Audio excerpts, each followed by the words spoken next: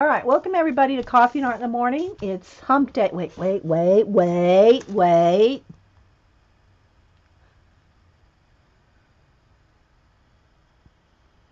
There goes Phil. Mike. Oh, sorry. Bumped my cord there. Um, so yeah, this is a picture that I did. We worked on Monday. Was it Monday? I lose track of time. So anyway, out of this Korean book, and I did post a work in progress on Monday, and then yesterday I finished it and posted, or maybe it was, did I start it? No, it was Monday, wasn't it? Anyway, I finished it yesterday and I posted it Facebook, Instagram, and Twitter. So we got her done, and I can't get too close without it fuzzing out. And I really probably need to work on the. Let me try to do a little bit more autofocus here. A little bit. Whoa! No. Come back to mama. There we go. Okay. All right. Bye, Kate. Thank you. And so, yeah, got her done. I really like her. So I'm going to put a blue. I think I'm doing blue for finished. Is that what I'm doing? Or pink for finished? I don't remember. I guess I better look. Pink for finished, or yeah, I think so. Blue for finished, pink for in progress. So let's put a blue one here. So blue, because I won't be tearing these out. If it's a one-sided page, I'll take them out. But this one is a double-sided, so it'll stay in the book. So we got that one. Okay. So real quick before we look at some journals and decide, I know I do too, Melissa. I love the cover of that color book. Before we get started, I wanted to show my Inktober's from the month, and let's see if I can get this right light to adjust here. Hang on.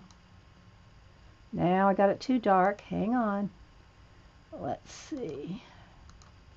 Because I want it to be clear and bright, but not that flashed out. There we go. That looks pretty good. Okay, so, because it's white paper.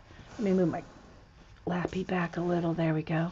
So I'm just going to do a quick flip through my Inktobers, and I do plan on doing sketches. I wanted to do them along with. I wanted them. Have I filled up a color book yet? Galena, you're so funny. No.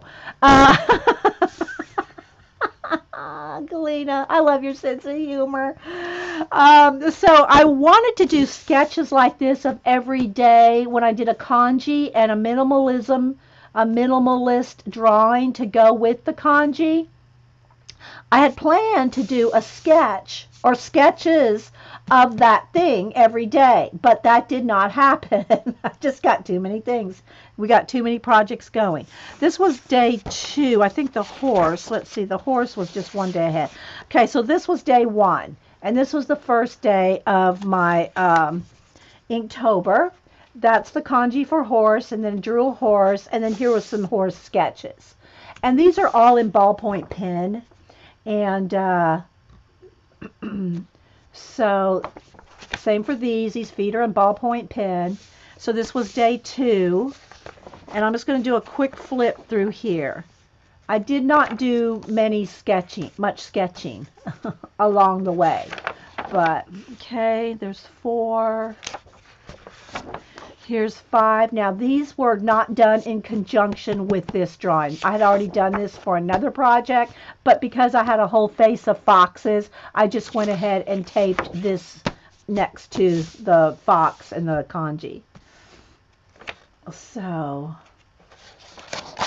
and then feather, this was a practice one I did on stream.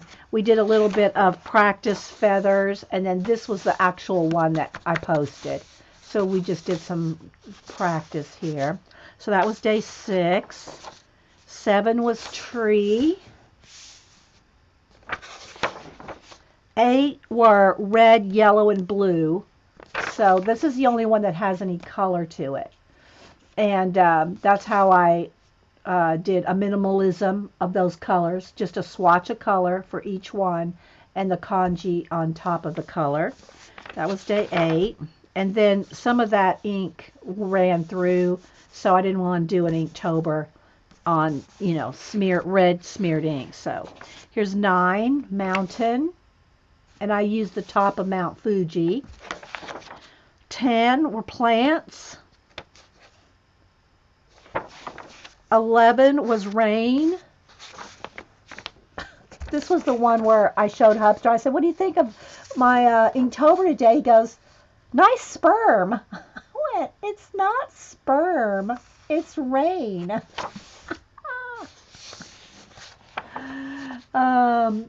Yeah, thanks. Yeah, I thought it was a good an idea for Inktober, because the last couple years I've really done a lot of detail in them. So I might do a flip of those real quick too. Okay, so this was 12, which was insect, and I did a cricket. 13 was bamboo. I hope I'm in camera. There we go. 14 was wave. 15 was shell. And this is the kanji right here. And then I did the shell and a little black pearl. 16 was fire.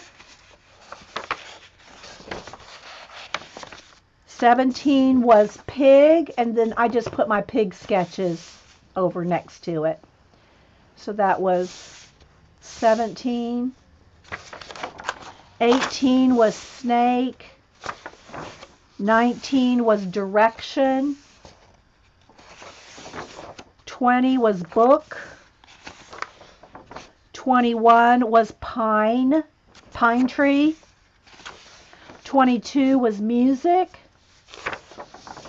23 was grasses. 24 star. 25 was time.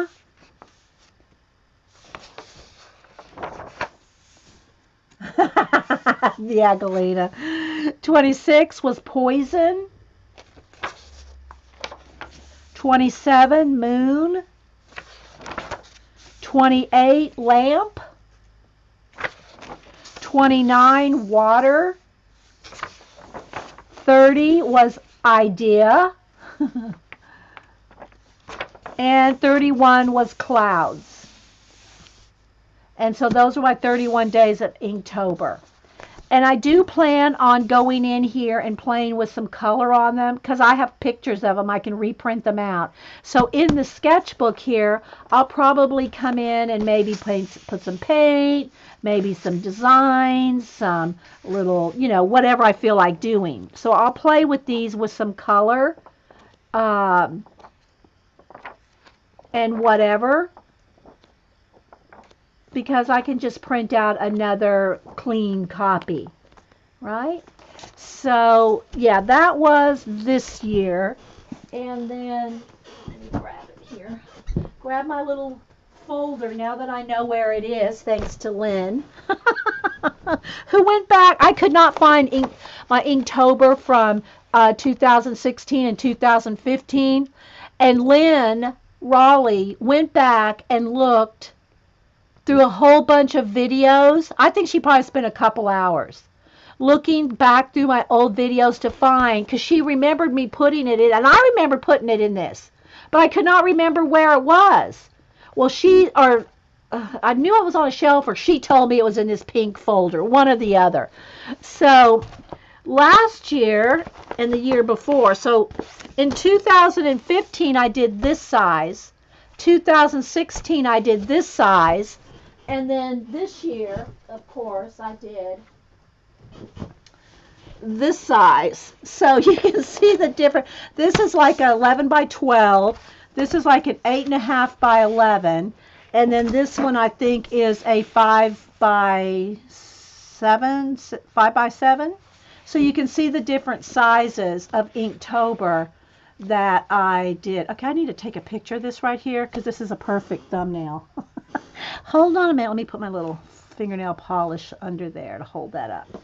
Hang on. Let me go ahead and see if I can get a picture of this real quick while it's sitting here, because later I'll forget. I'll have to drag everything back out. Let me just snap a picture real quick. One moment. Rabbit trail.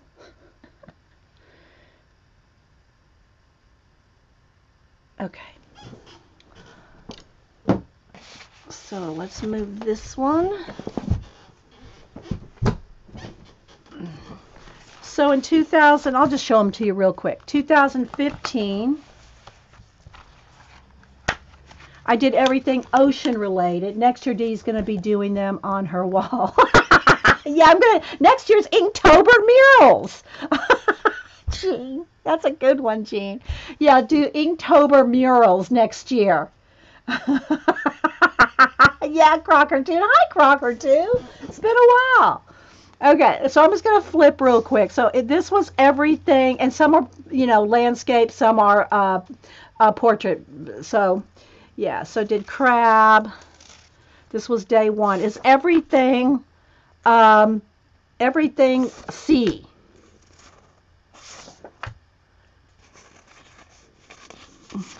So I'm just going to flip here. This was 2015. And there's some videos, and they're all posted, and they're everywhere. So, and I threatened myself to color these in 2015. You can see that hasn't happened. There's some kelp. We even did SpongeBob and Patrick.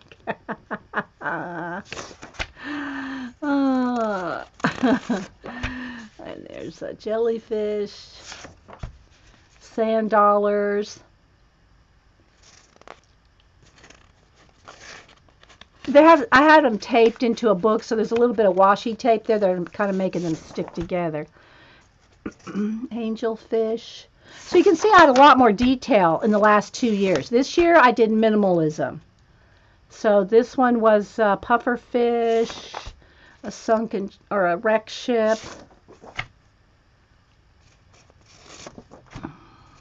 an electric eel, waves.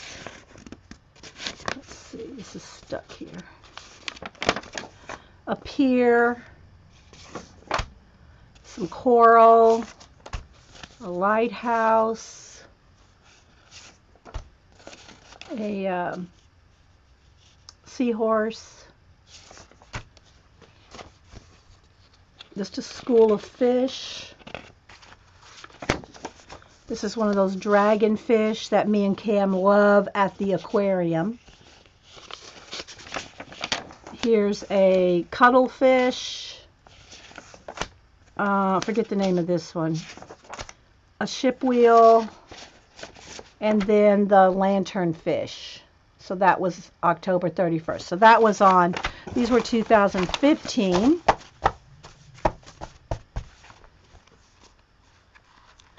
And then last year, I started doing reptiles, and then ran out of reptiles.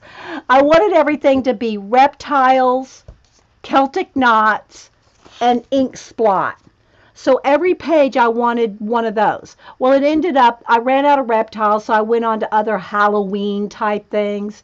So it came into kind of reptiles and Halloween. But I wanted to keep with the Celtic knot theme and the ink splot. That was my 2016. So let me flip through those two. So here we go. This was, see the Celtic knotting. I wanted something like that in there. And then a reptile or an amphibian. I think it was reptiles and amphibians. That's what it was. And then Celtic knot and some kind of ink splats. Okay, so there was a turtle. And so you can see how much detail I put in this one last year.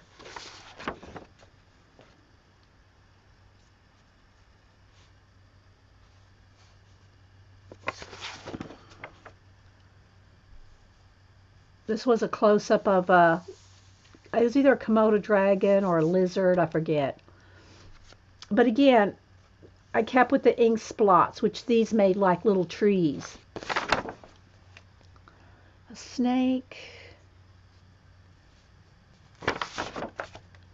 And I made this one into like a little party hat, the blob, the ink blot, into like a little party hat on, because his tongue looked like one of those, party favors. Woo! Woo! And it just fit with his curled tail, right? So, y'all like my sound effect? Okay, then snails, and then I just had a whole bunch of little snails going up the side there. And then the ink blots are on his little antenna. And this is one of those starts with an A. I forget the name, but they're like clear, they're like pink. They're kind of like albino lizards. There's a name for them, I forget right now. But then there's a little ink blots. Then the bat and Celtic knot ink blot. This is another lizard, one of those ones with the big, what do you call it? Around their necks, the big like fan, like bat fans. Then there's a crocodile and a Celtic knot. And then this little blot I turned into a tree. This one, his skin was so intricate that I thought the Celtic knot ring around his, it's like part of him. So there's that one. And then this one is the only one I did like this. And this, sometimes in my collage and stuff, I'll do a page that can be turned upside down or right side up. So this one, see, I signed it here. And it can also go this way. So it's like it can go either way. The page is like completely mirrored. Then here's one of the horned toads. We used to play with these in Texas growing up. Another close-up of a turtle with a Celtic knot. Owl. So you see I went from amphibians and reptiles, now we're into an owl, because I just ran out of them. I mean, I could have done another turtle, another lizard, so I just went on to like some Halloween things. So did this owl. Oh, there's another lizard. This is one of those running desert lizards. They literally run on their feet like that. How long does it take to do a page? These pages took much longer than this year. This year, my kanji and minimalist sketch, probably 20 minutes each. These probably took an hour. Maybe a little longer. Some of them might have taken a little longer. Here's a dinosaur cracking out of an egg. A butterfly, Luna moth.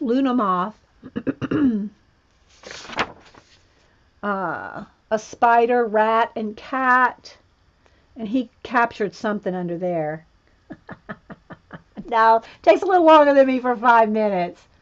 And then this one is some pumpkins with the stem being inks, ink pens, brushes, and their eyes have little ink wells in them. Inktober. Then a castle with some bats. Poe.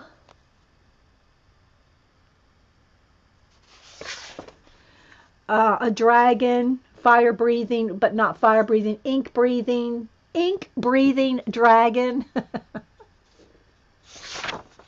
Some gargoyles.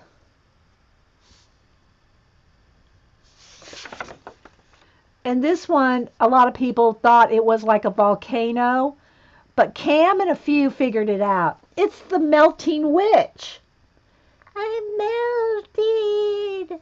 I'm melting. And all that's left is her hat, right? And then this was the scarecrow. This one, I really like this one. And then the cemetery. The spider and web. And the spider is the ink blot. Yeah, Paperisma. You're always one for a joke, I tell you. And then the last one I did was the Great Pumpkin Charlie Brown. So these were last year's. So those are all my Inktobers for the last 3 years. And like Jean said, maybe next year, I have my mural room, you know. We could probably do murals. Since we expanded the size up from that to the 11 by 12. So anyway, those are my Inktobers. I'll put it back on the shelf right where I know where it is so that Lynn Raleigh doesn't have to go hunting for me on old videos. Oh my gosh. So yeah, so that was my Inktober.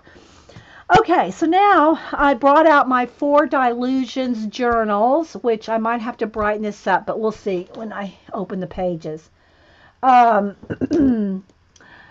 Because I haven't worked in them in a while. I was going to try to get them in order. Let's see. I think this was my first Dilution. And all my Dilutions, 3 of them have faux leather covers. And there's a video for this, how I did this color and this color. So I have the dark color, like the chocolate cherry leather color, and then just the regular leather color. And how I did these faux leather covers. These are just those Dilutions journals. Now, this has all been painted on the inside and everything. But, you know, they have the red binding. And they lie flat like this because the cover flaps over them rather than attached like here, right? So it's like attached on the back page. And so this was my first one, and you can see it's only about that. It's only about halfway done. And then I got a new one. I moved on. So, but I'm going to go ahead and flip through what I do have in each one. Wait, this one's not the. Wait, this one is not. Wait, that's not the oldest one. Hang on. This one's my oldest one. I got the wrong leather one. Okay, because they look exactly alike. Just one's a little bit thicker. Okay, so this was the first one. I have different stages in different books. And we haven't done anything in these for a while. So we'll probably, you know, I'll either pick a page that's partially done, which is probably what I'll do, and add to it, because I have a lot of partially started pages.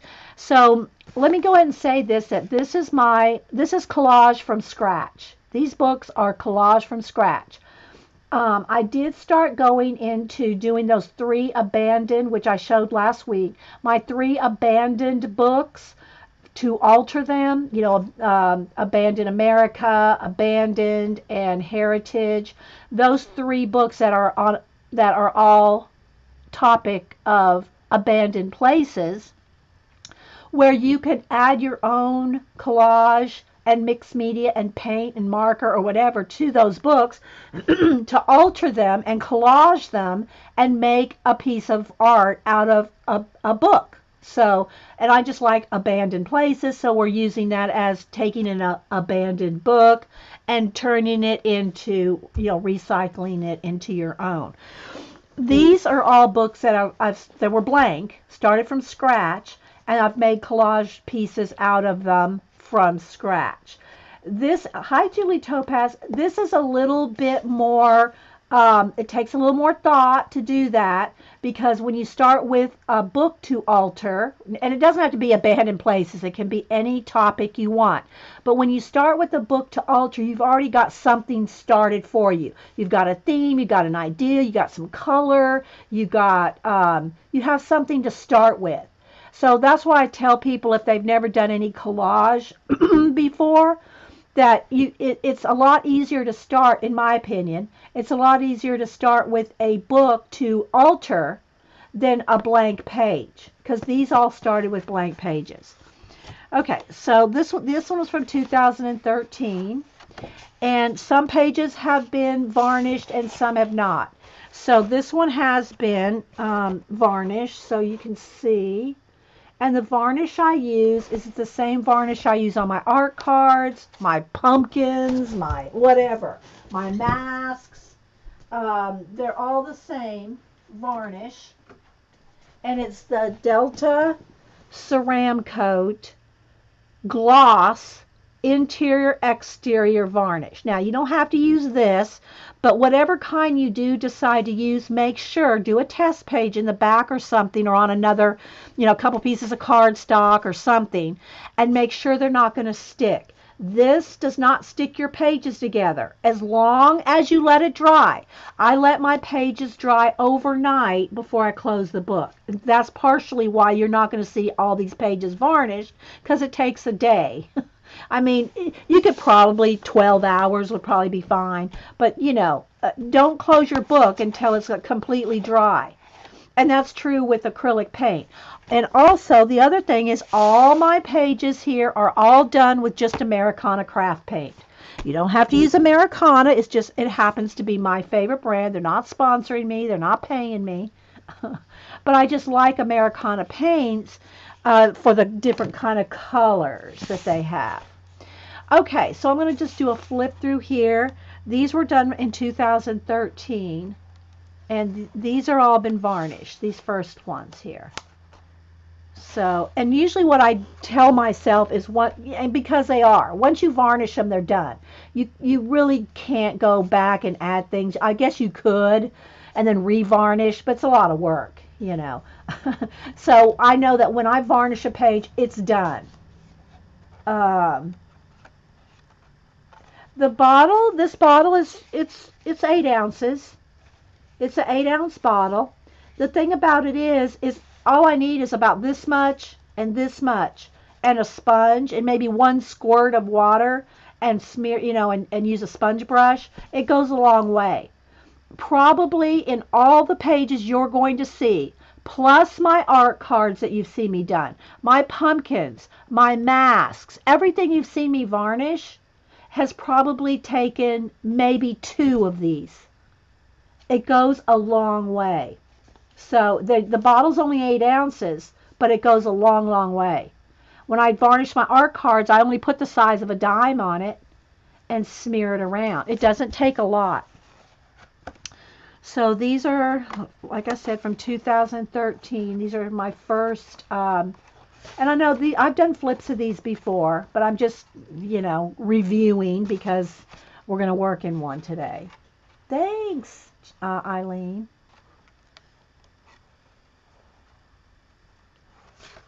So these are all varnished and finished. Now, there may be a few that are not varnished in here, and we'll get to those. I'll tell you that they're not finished. But,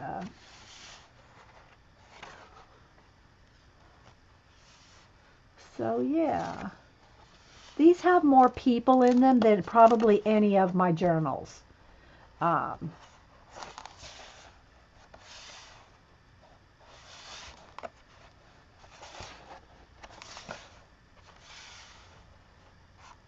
Thank you, Krusty. This one's Father Time. And they all have meaning to me. But like I've said before, when I do these, kind of surrealistic type collages, mixed media pieces, I might put a title to them, like Father Time. But what you see in it is what's in you. So you might see something totally different. It's like if you look at a Dali painting, you may see one thing, and he may have thought a totally different thing when he was doing it. But he leaves it to your imagination and your own vision as to what it is. Okay, got a little, the sun just came down. Hang on. Kind of close this up, because it will flash out my camera. There we go. It's a little better. I don't want to get it too dark, but when I go to work on it, I'll let the light back in again. So you see I did a lot of water. A lot of water. This one was one of my favorites for a while. For about 2 years I had this as my phone screen because I really loved this one right here. That was one of my favorites at the time. I have other favorites now, but at the time I really loved that one. So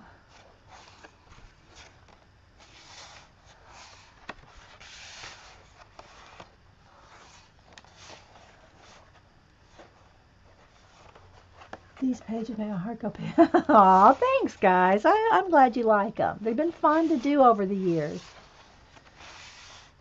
And this one's kind of an asymmetrical one. I don't do a lot of, real, unless I do some, well, like a reflection one where it can turn upside down. But, I don't do too many that, there's a monk here and there's a monk there. There's a flower here, there's a flower here. I don't do a lot of those kind, but this one just seemed like the two paths here just needed that, so. And I really like the tears, the river of tears. I really like this one too. Okay, so this one's not done and not varnished. So now we're getting to a couple here that are not finished and not varnished. So here, and I leave some like this. Well, you'll see in some of the other books, I have a lot of collaging started. Like if I find images, now I haven't done it in a while because we've done so many other things in the last year or so.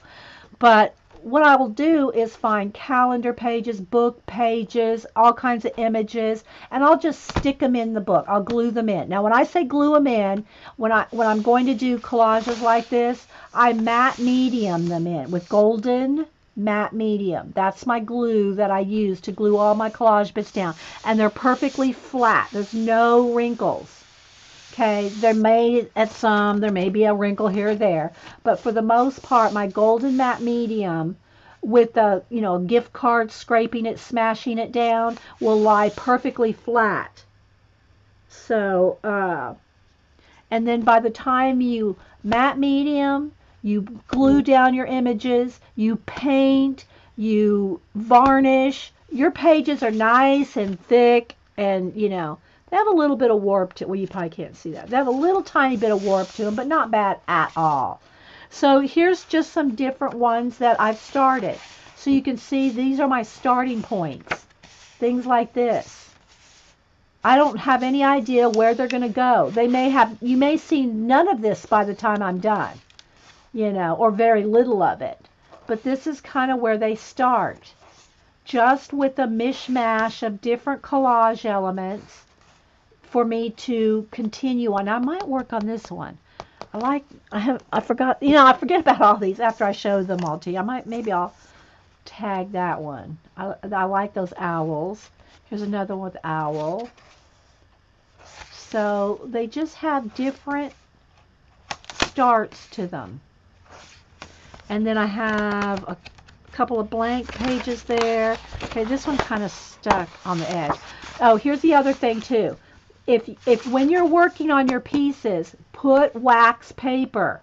Because if you don't put wax paper, when you either paint or when you varnish, the edges, like that right there, had a stuck edge. Because for whatever reason, they got some varnish on this edge. So you want to make sure that you put wax paper or something between your pages when you're painting or varnishing them.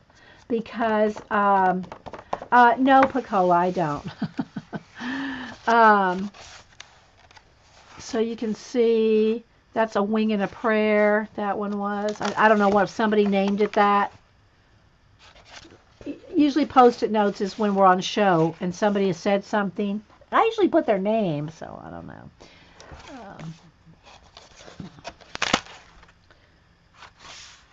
This is a bunch of, this one I'm going to do a reflective type one, I think, because I got the horses upside down here.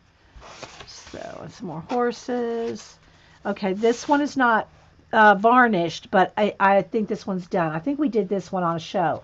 Now, I don't know how many of these might still be on YouTube, because, some of them, well, 13, 14, 15, 16, 17, maybe this might be on YouTube, because I've been uploading to YouTube for going on 4 years, but streaming for 7. So 3 years before I started uploading to YouTube, I have a lot of videos that are no longer, I have some of them on a external hard drive, but they're not on Ustream or YouTube. So, oh, Jean, good. Yeah, see, now you make sure you take a nap while you're here, Jean, because I know you didn't sleep well.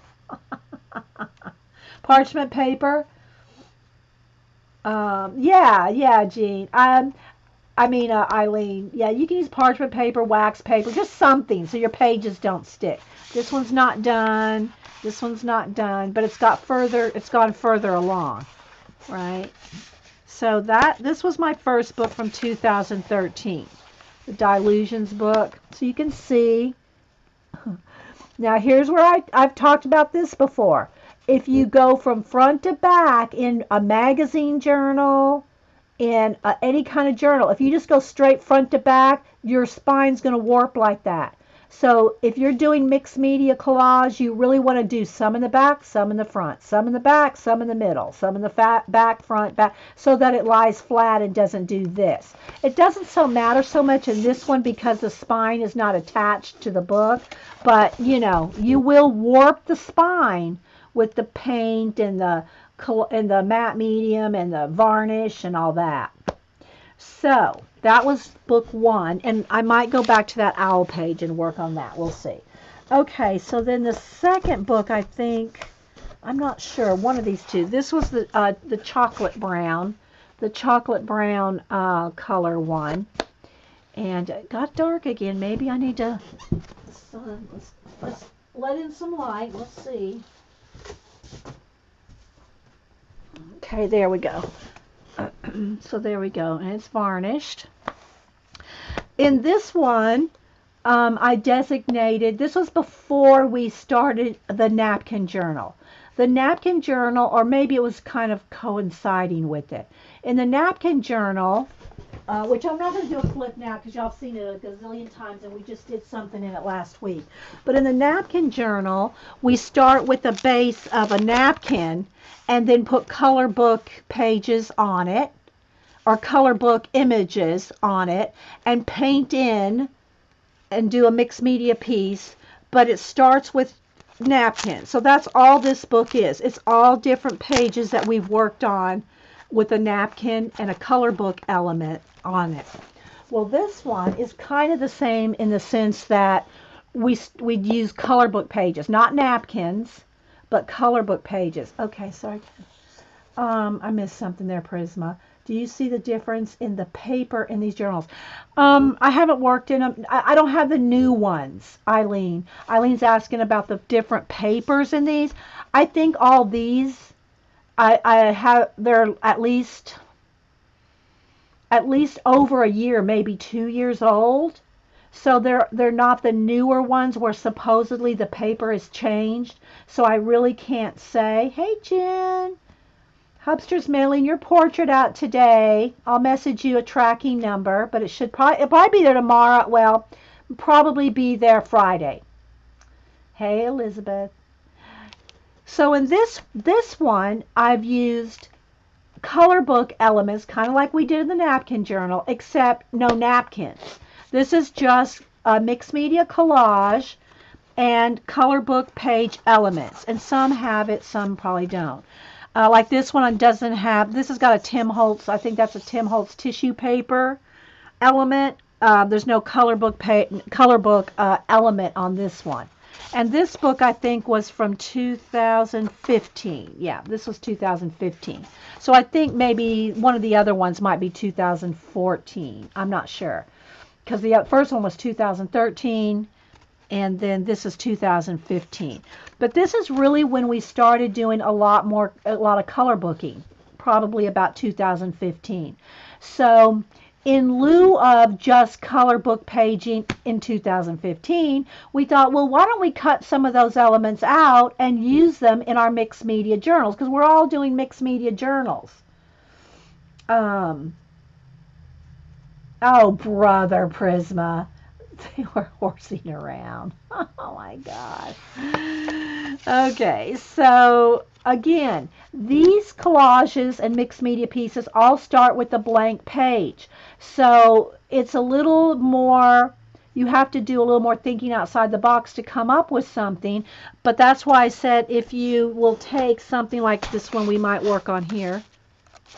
If you just start gluing down elements, you'll have something to work on. Don't overthink, oh, well, is this going to be that? Is this going to be this? If you just like the images, or maybe the color combination, whatever it is that attracts you to the images, go ahead and glue them down. You can come back to them. Look at all these pages that I have with just a little bit of stuff on them that we can come back to. That way you're not starting with an absolute blank page every time. Okay? So this one was, there's no color book in this one, but and some have it, some don't. So we'll get to that. This was just my pug, our biker pug. We've done him a few times. He has a spiked collar. He has a bone in his ear. He has his helmet has a watch in it. Yeah. And anyway, and this is not done. A lot of these are not 100% done. But you'll see where we start adding color book pages to them. This one started out with this right here, this bit right here, that right here is a piece of a calendar or a book page. It's just a little house on a hill, and I glued that down, and then all this is paint. This is all paint, this is paint, and then these are two collage elements, and then all the rest is paint. So just that little house on the hill right here inspired me to do all this. So it can just be something as small as this that can inspire you to paint a whole page. Okay. No, that's a book page. I was going to say, because I have some color book pages with girls that look like that, but she's cut out. So again, this is just collage starting from a blank page. Okay, here we go. These 3 giraffes were on a Creative Haven animal color book, and they're all together. All 3 of them were like bunched together. Their 3 heads were bunched together. Well, if you want to use your color book elements in your mixed media collage, don't feel like, oh, I have to use that right here, right, just like it is in the book. I cut them all apart. So I cut them apart and made them all a different part of the page and then painted them in. So, but those are color book images. So it just shows, I tried to show in this book to take your color book images, and it can be your own line art, your own coloring, it can be anything. It doesn't just, in other words, you don't have to just have collage and paint. You can add other things in it too. Okay, this one's not done, and so I don't know why. I guess the sun is wanting to change the lighting there. Oh, this is, I wouldn't, it's not from a color book, but this is from a clip art book. This is something separate. She's out of a book, but this arch here is out of a, okay, am I going to have to do something with that light? I have the light lock off. Hang on. Let me check my light because it's flashing. I don't know why. So this is out of the old Dover clip art books. This image right here. Okay. And this is just more collage. And none of these I don't think are varnished. I don't know that I consider really many of these complete. And that's the thing about an art journal like this. You can always go back. This griffin right here is out of a Dover clip art book. I mean, now it's probably in a color book too, a Dover color book. But at the time, this was a Dover clip art book. Thanks, guys. So I could go back in here and play on here, you know, do some patterns, do more water, do anything, you know.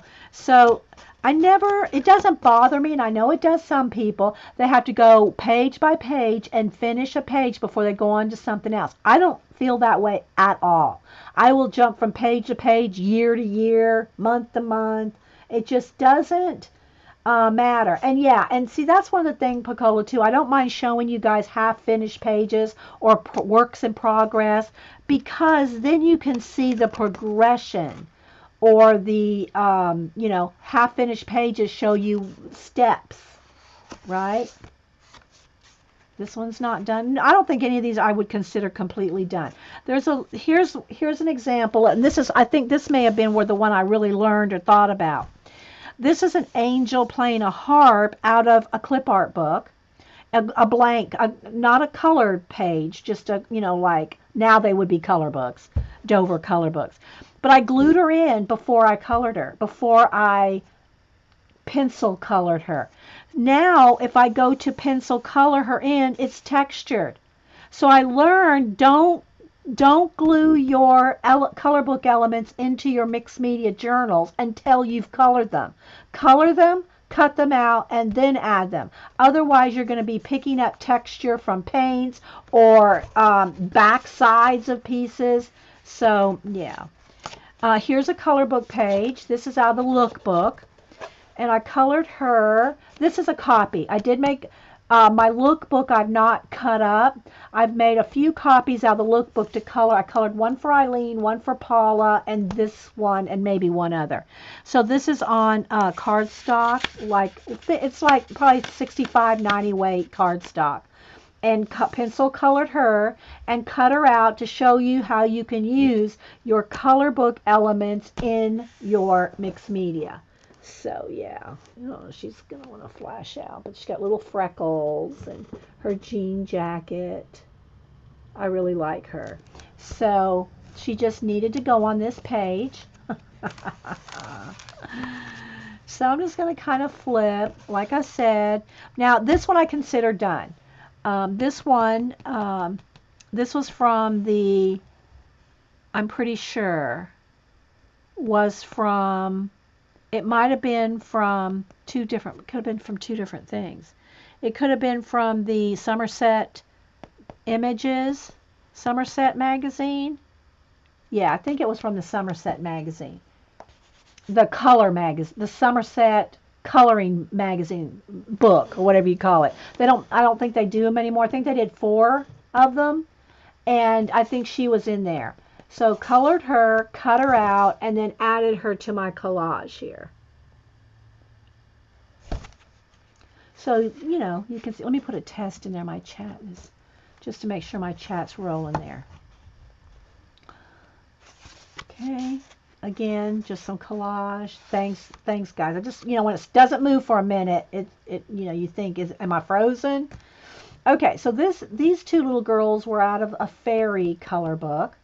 And again, I colored them, cut them out, and put them in a little world.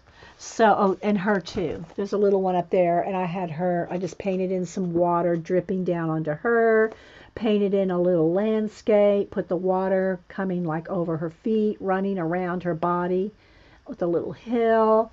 So, make a world. And I'm not going to say that you can just I'm just going to cut that out and make, it does take some practice. You see how many collages I've done and hundreds of art cards and, tons of these journals. And so it's not like I just woke up today and said, oh, I'm going to collage. And, it does take some work.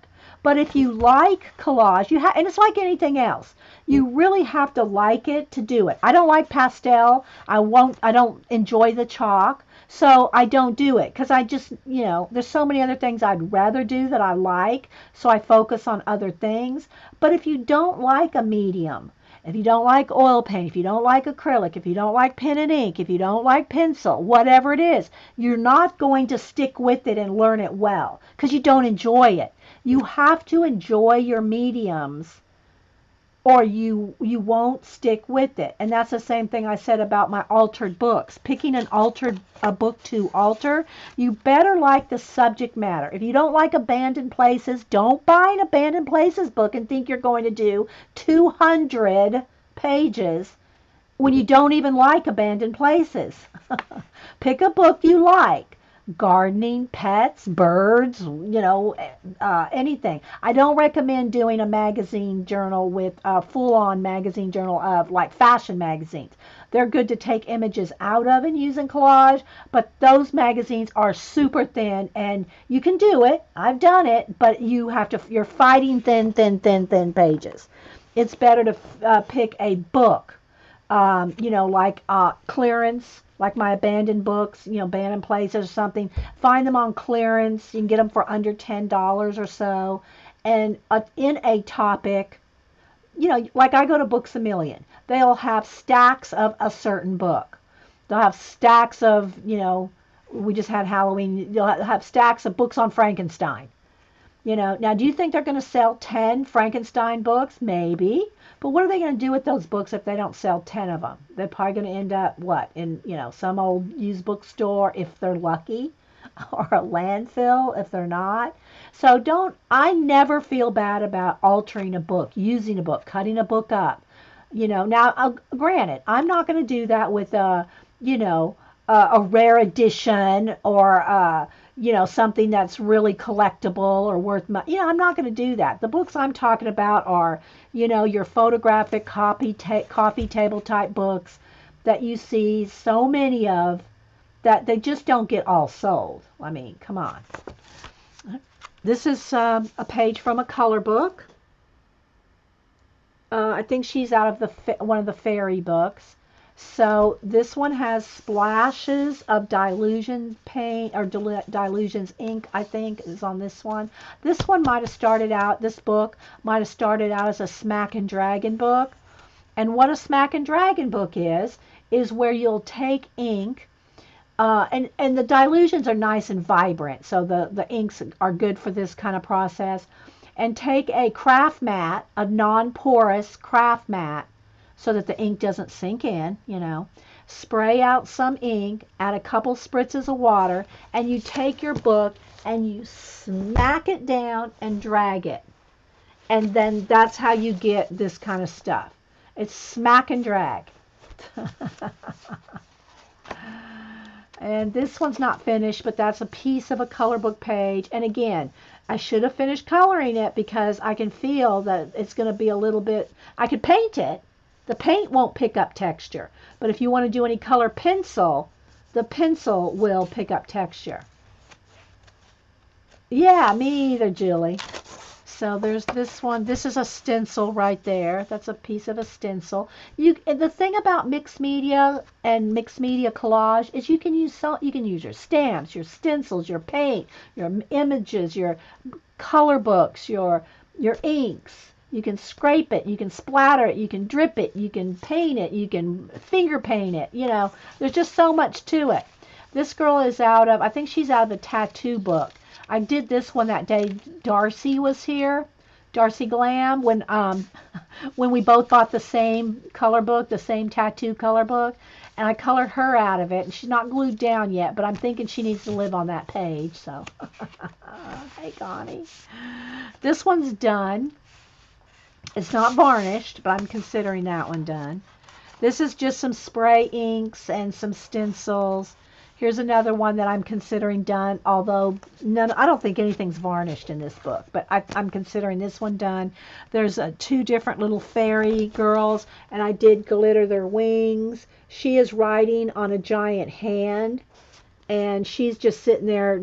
I'm imagining her daydreaming this vision. She's maybe reading a fairy tale or something. She might be imagining herself as a fairy, and this is what her imagination. Imagination. Sorry, I don't know why it keeps flashing like that. Okay, this one is our Goldilocks and the 100 Bears. These are all little color book pages, and there's a whole bunch of little bears down there. These girls are both out of one of the Creative Haven 1920s fashion or something like that. Yeah, exactly. Yeah, Melissa.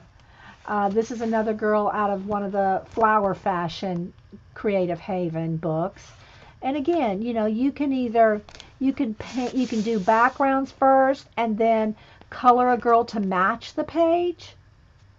Or you can color the girl in the colors you like and then spray and make a painted page that she'll fit on.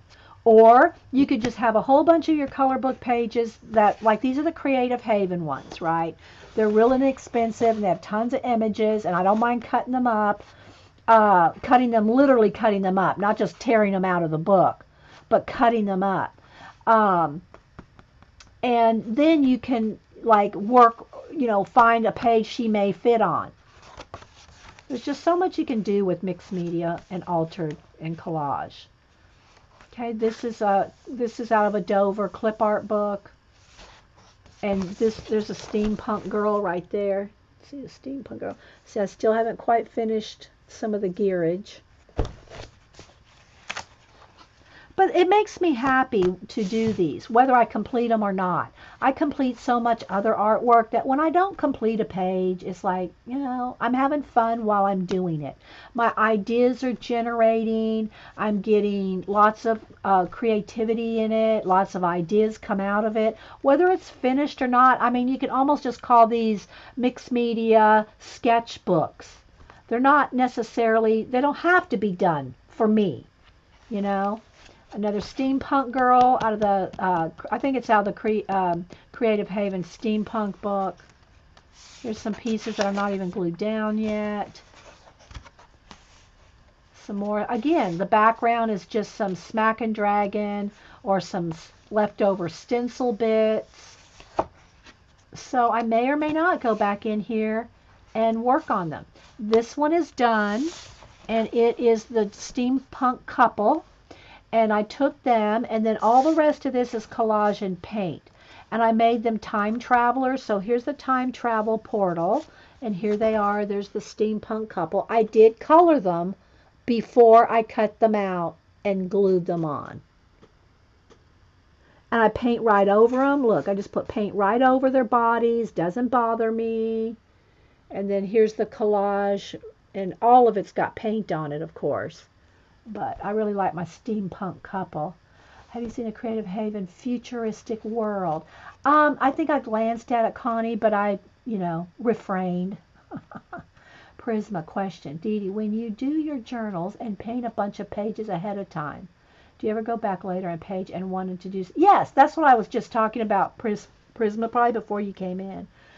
These pages that are not done, I'll go back sometimes. Usually I've got so many fresh ideas, I just keep moving forward. But sometimes they get done like this one. Sometimes they stay like this. I may go back to it like, this was, when I showed this book from 2013. This page right here, these owls, this is just got stuff glued on and nothing painted yet. So I'm thinking I'm going to go to this one today and work on this. And this book's from 2013.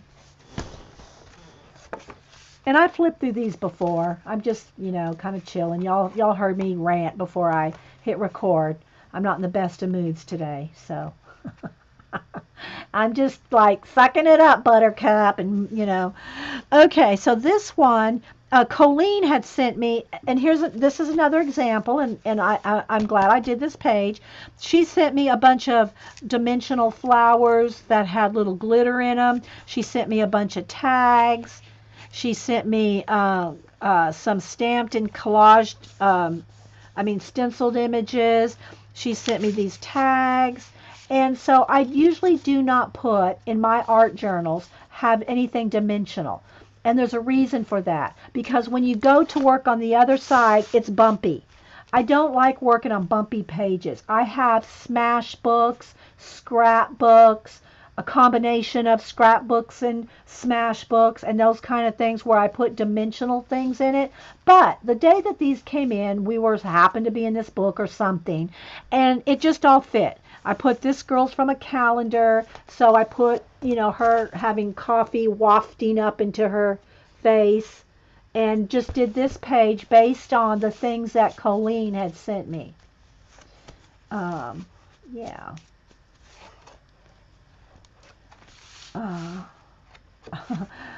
So here's stencils, collage, paint. It's not done. It's not done, but I may go back to it. But it makes me happy just to see the color combinations, just to see the stencils in there. I'm okay with this. I don't have to finish it for it to make me happy. Okay, here's just where I've got some inks or paints sprayed on or smack and drag, and then these colors might have went together. I don't, just go with it. Here's another steampunk girl that I added peacock feathers to her for wings. And this one's not 100% done, but I did put a lot of work into her coloring, like her little corset there, and I did a lot of work on her. And so all this is ink, dilutions, stencils, collage, collage, collage, paint. So yeah. And these are on my Cameo. I have this bird image. So what I did is I cut out a bunch of birds on my Cameo, and here's one of the examples where I say I used the leftover. So after I cut out all these birds out of a sheet, a 12 by 12, piece of paper or cardstock, then all this was negative space. So I used it as a stencil. So this is all stenciled from my Cameo leftover cutout. Here's a bit. This is from a clip art book. This was before color books. Dover. It's still Dover, and now this is probably a color book image. But this is Dover clip art. There's a clip art of a part of a Celtic knot. Then I'm still working on it. This is a piece of a watch. So it's not done. Stencil, paint, collage. It's a little bit of just everything. This one is just a bunch of stuff glued down on top. And again, if you don't know, if you're kind of worried about trying to start like just by gluing down, like this owl piece here, this is glued down on just the blank white paper. This book has more sprayed, stenciled, smack and drag. This has stuff on the background first. What I would probably recommend is, I'm sure everybody here has some kind of a partially done art journal where you have done stenciling, stamping, or something. You've got a bunch of backgrounds. You have tons of backgrounds, and I've got stacks of them. I have literally stacks of paper backgrounds that we've done over the years. Some I've cut up and turned into art cards, ATCs, and different uses, but I'm sure you have a journal or stacks of backgrounds. Take those backgrounds. Yeah, I have pages where I've actually glued the stencils down. Yes, Eileen. Take those backgrounds that you may not know what to do with, flip through some old calendars, coffee table books that you don't care about anymore, whatever, that you may have bought to alter at some point. Or magazines, fashion magazines, whatever magazines you like, and start cutting out or tearing out things. Go to a page, like let's say you have this page here, and it's a lot of red and blue. So you got all this red and blue background. We all have tons of backgrounds. For a couple of years, that's all we all did, was make backgrounds. And then we have books and stacks of pages. I can't even get to them. I have a whole shelf of just stacks and stacks of pages of backgrounds. And we never use them. Sometimes we'll cut them up. Eileen, if you're a digi person, you could photograph those backgrounds and turn them into digi projects, as digi backgrounds and manipulate them digitally, which is awesome. But here's the thing. Take some of your backgrounds, whether they're individual sheets and stacks or in a book, like say this, and go take a magazine or two, fashion magazine, a gardening magazine, any, whatever you have around the house, and sit this in front of you and flip through the magazine. And when you see something that the colors look good to you, tear or cut out those images out of the magazine and glue them down. Don't overthink it. Tear them out, cut them out, and glue them down. Okay? And just move on. Then let's just say you have another blank page. Or this is where I used some stencils. Or I used the stencil in one project and it had a bunch of ink still on it. So you smash that stencil down to use up that ink. A nice background. So let's say you're going through one of your old calendars of flowers. See how that matches? It's stuff like that. It's very hard to do consistently on purpose because you have so many backgrounds, and otherwise you're going to be sitting there going, I have 50 pages in my journal. I have 100 pages in my journal. I have a stack of 300 pages. Now, am I going to go through each magazine image and then go through every page and see, now where can I match it up? It's much easier to take a background that you have in your journal or a sheet of and flip through a magazine and find something to go. So find something in a magazine, a calendar, a book, or whatever, and match it to the page you're on. Cut it out and glue it down. Don't think about it. Then go on to the next page. Okay, go on to the next page. Oh, look, I found this beautiful yellow vase in a probably, I don't know, an old architecture museum, trip to the museum or something like that. And look how the colors worked. I might have already had this on here. I don't remember. Or maybe I put this down, then I matched this up to it. But you see where I'm going with it? You follow me, Vern? Take all those old pages that you have backgrounds. And trust me, I know everybody here, and probably under the sound of my voice that's ever done an art journal has tons of art journals and or art journal pages that have backgrounds, and you don't, what do I do with all these backgrounds? Flip through some magazines, find some things that, only if it relates by color. It may have nothing to do with each other. This case, they're both florals, but some pages, they may not have anything to do with each other. Okay, here's, of course, y'all know I love watch parts, but here's a bird, some flowers, here's some brick. That's some leftover scrapbook paper. Here's some of the Tim Holtz music and butterfly tissue paper. I went by color. Okay, so you can always use color as a cohesive. To make something cohesive, you can use color. Okay, this one's done. This was a stencil, leftover lettering. The letter stencil that you saw on the other page, and I smacked the lettering down. Well, after the lettering was like smeared and put down, it kind of looked like windows to me. So I turned this into like one of those little castles that you see in a fish tank. These are all out of the Creative Haven animal book. So I colored them, cut them out individually. This is a collage bit, put in my own water, and turned it into like a fish tank. Or, underwater, not necessarily in a tank, but a fish, like a underwater fish scene. And I based it all on orange and purple. So when all this orange and purple was here, I thought the clownfish. Clownfish are the orange. So they just worked right in, based on color. Okay, here's one where I have a bird, some fractals, and a castle. What's making this all cohesive is the color, purple and green. Okay, the brownie green, it's like an olive green in the bird. So all this is based on color. What did Janet say? She's old? Another one based on color.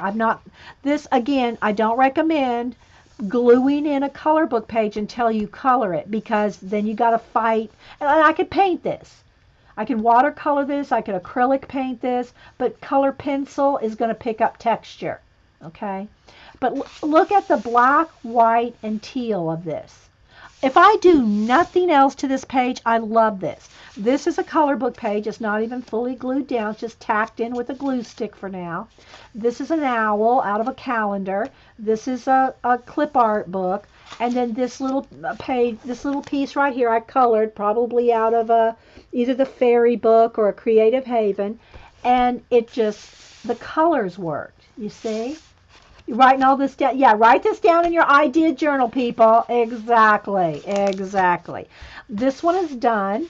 This is one of the girls from the flower fashion. All the girls in that book are their clothes are all made out of flowers. So again, she's got on teal and like a yellow ochre. So I painted the background. There may have already been blue on this background. This is a piece of a watch. I turned this into like a time tunnel. Here, a portal. And here she is. She's got this seaweed-like stuff around her, some water. You know, so there's all this. And again, look at the colors. They're all cohesive colors. So again, if you do not know how to do something mixed media collage, start with, look, this is old stencils. It's black, white, maybe a little purple, and the teal. Well, then look how I found these sunglasses are purple.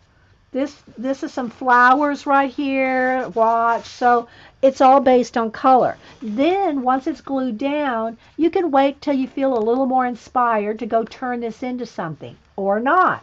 I like this. If I never get back to this, I don't care. This was we did a steampunk bird and frog one day, and I just stuck them in there. Again, pink and blue. All this is like pinks and blues. Yes, I see you, kitty, meow, meow. This was some stenciling, and then I found this flower in a calendar, cut it out, and look. This was a stencil. That was already here. Okay, that was already stenciled on there. Then I have a little bit of some gray rock down here. Okay, same for this one. Bunch of blue and purple, red and purple. This one's done, and it's this is out of a calendar, I think, a peacock or bird calendar. Turned it into a whole world here. Here's a bunch of stuff just glued down. This is just random glued down stuff. Okay, this is out of the kimono, Creative Haven kimono color book. So again, I put her on this page because of the colors. I might have already had that flower there, or I might have put her there and then found the flower later. Okay. Hey, Jan. Anybody else popping in? So that is, this book's from 2015. If y'all missed it, I already showed 13. Okay, so that, and I did do faux leather covers on all these. This one has the dark chocolate. This one that we might work in from 2013 has the light chocolate, and I have videos on how to do a faux leather. Some of them, the other one turned out a little better than this one. Okay, this one is I think this one's newer, and it's on the same principle. And then I have this one here that I've actually collaged the whole cover. They're all the same book. They're all the same Dilusions book, the one that's their craft color. And they all have the string on them, and they all have the book that's not attached to the spine, and they all look like this. See, here's one where I haven't done anything with they all come with an envelope inside, and this is always red. The spine of the book is always red. And this one I did my collage on both sides, and it's varnished. All of them are varnished, but this one's got collage rather than faux leather. Okay, so let's see what's in this one. Okay, this one is a newer one. I think this is 2016. Okay, so I had one from 13, 14, 15, and 16. So I haven't got a new, I've worked in all these in 2017, but so these 4 are from those years. Hey, Iffy. Is that Iffy? Welcome, if that's you, Iffy.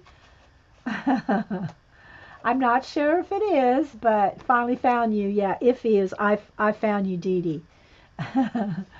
Okay, so again, here is just different bits of collage. These are started out on the white background, or some of them it's like an off-white. But so these don't have anything sprayed in the back. Hello, good morning, everyone. Y'all need to tell us your names. Iffy is probably finally found you. I don't know who good morning everyone is. Okay, so this is just random bits of collage. And again, see how I based it on color? Yeah, Jean, do that blog post with the Nano Jomo. Again, this is all pieces of blue. This one's done. And there should be videos on these because they're from 2016.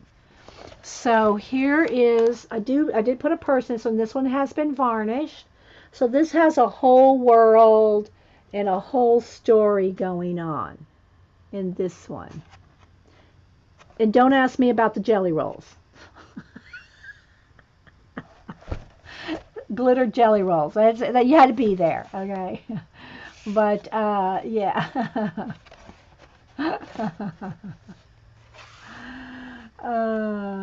Okay, so you're not. I finally found you is not iffy. Okay.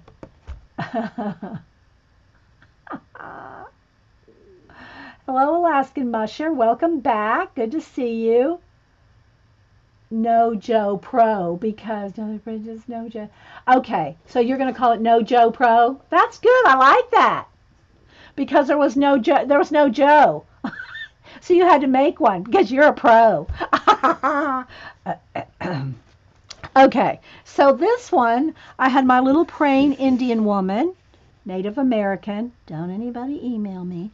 I loved her little prayer woman, and so I put this watch part on her, representing time on her.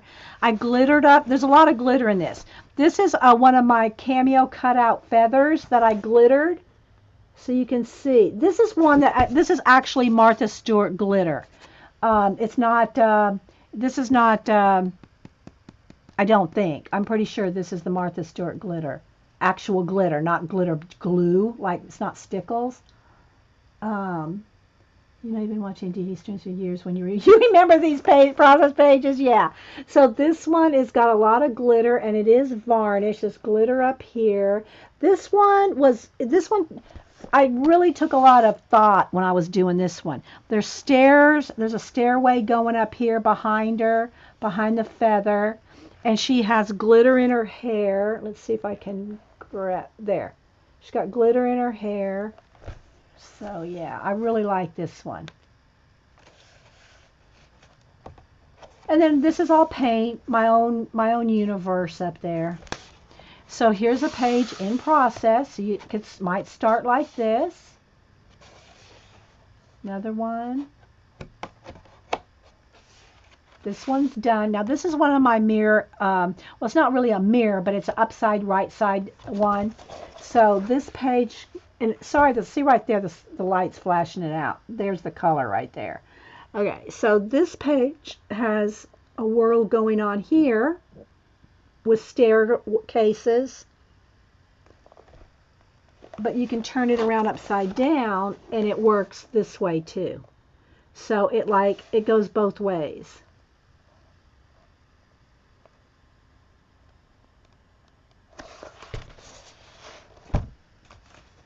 Okay, Jean, go back to your No Joe Pro. I love that, Jean. Very clever, girl. Very clever. Here's one that's in process. Another one in process. All these are kind of in process. Every now and then you'll see one done because I'll go to that section and work it, right? But this has just got some stuff glued down ready to turn into something. I really like this one too. But I did pick that other owl from 2013. I think we'll go with that one.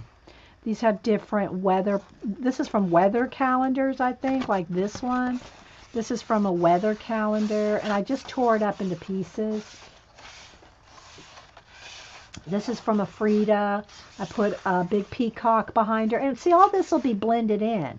I'll probably take red paint and paint her in, you know. And then I think that's all in this. Oh, no, wait. There's a couple more pages back here. These giant peacock feathers. This big owl with flowers on its head.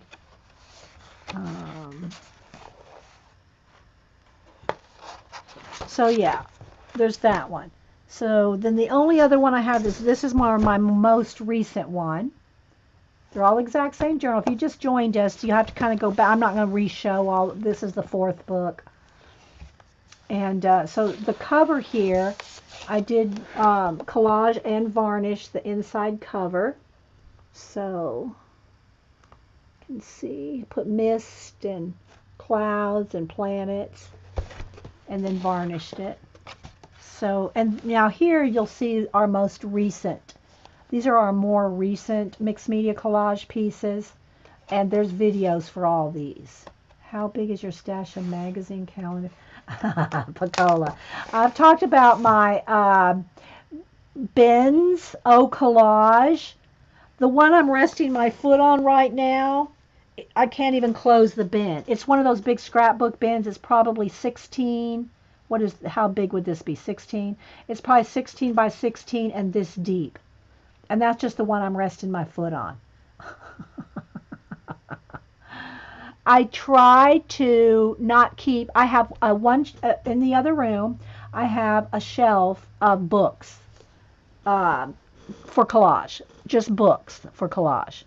And I try to, when I buy specific books to cut up for collage, I try to go ahead and deconstruct them right away. I don't want to say tear up.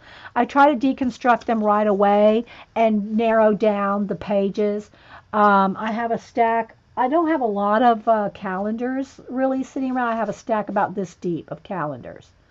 But I'll take them apart.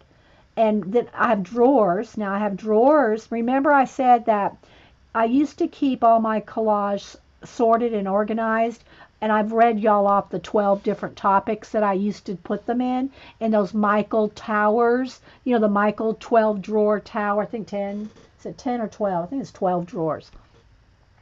And I had them all labeled, mechanics, people, florals, architecture, I had them all, and I never used them.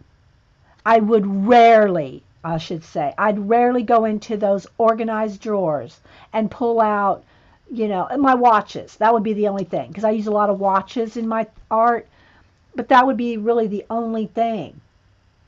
I never went back into those drawers. So what I did is I dumped all those drawers into big bins. So now I'm back into big, the long ones. I think they're probably about 20, 24 inches long, this wide, 16 inches wide, and about 6 inches deep.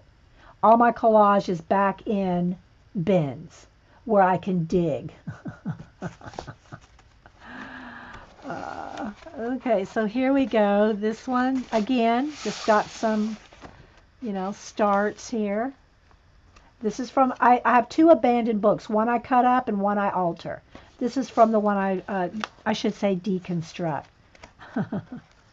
So all these are partially just stuff glued down. Again, if you are afraid to start with just a blank white page, go dig out all those backgrounds. These journals, you can get them at Michael's, Teresa. Hobby Lobby, Michael's. I think they're about, I haven't bought one in at least a year. They're probably about, I'm guessing $25 a journal, but the pages are cardstock thick. They're like, they're more than 100 weight. I'm not even sure the weight. Janet I need her little calipers to know how thick these are.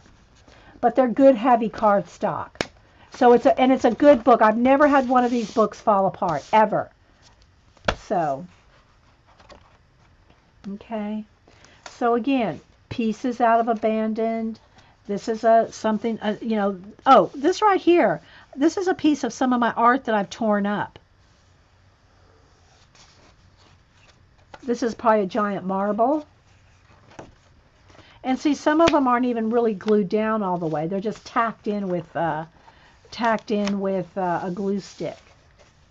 So however you want to start your mixed media collage, either an altered book, and that's probably the easiest way to me. If you've never done collage before, I would recommend starting with a book of images that you can alter. You don't have to try to, tear things out, match things up. And then maybe the second best way would be to start with your old pages that have backgrounds, sprayed, stenciled, all your art journal backgrounds, and then try to match collage images to your backgrounds. And then this is the more difficult way, which is starting with just a blank page and starting with something and going from there. That's harder. Like this. This is all done from scratch. I have a tiger here, some kind of architectural element here. I think this was a piece of a leaf. But here's the thing, guys. If you just think about look at the colors. It's the colors that are making them cohesive. Well, when I say tear up my art, it probably means a journal page background, Prisma. That's like all my backgrounds that I've torn up, cut up, used in art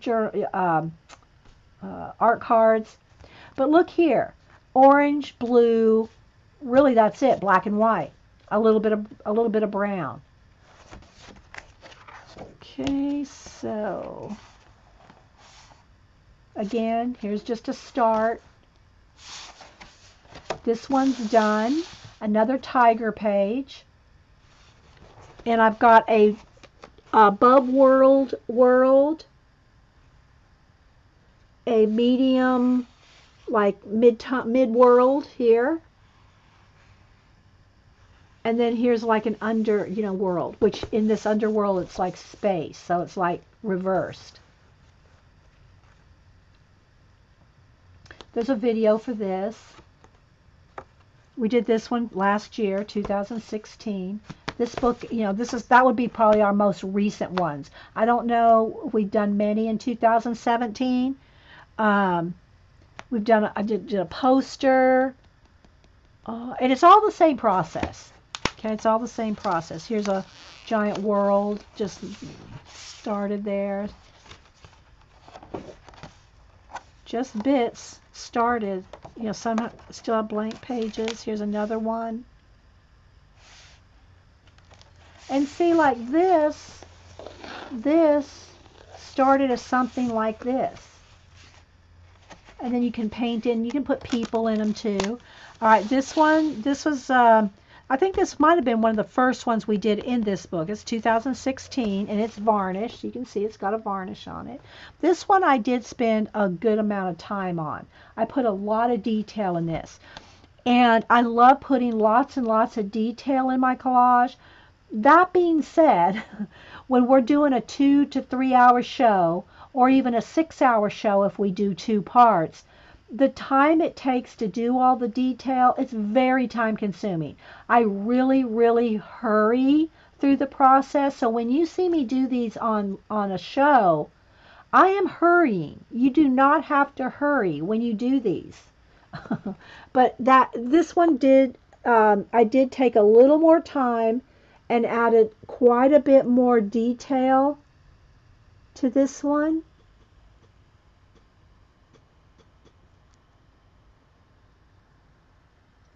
But it takes time to do those details. And usually if we start with a blank page, we have to, find the images, we glue the images, we matte medium down, we put the paint on, and that right there could take 2 hours. And so, it's rare that we get to do this much, or like the tigers, or something like this detailed. We just usually don't have the time in a 2 hour or even a 3 hour. Our shows can go up to 2 hours and 45 minutes before we have to start over, start another segment.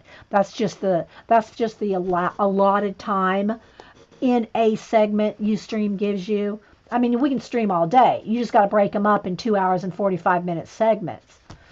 Right, so that one's done. Let's see what else we got here. Flipping.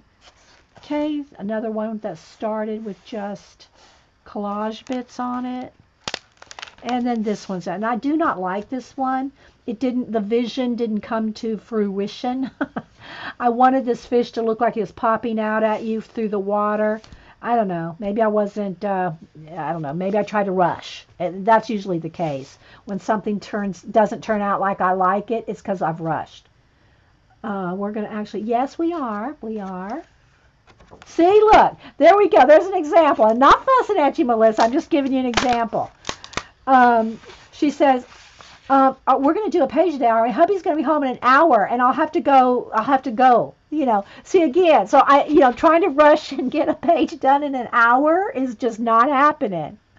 I'm just using you. You fell into the example, Melissa, not fussing at you. So again, we have, different starts here, right? So this is the most recent one.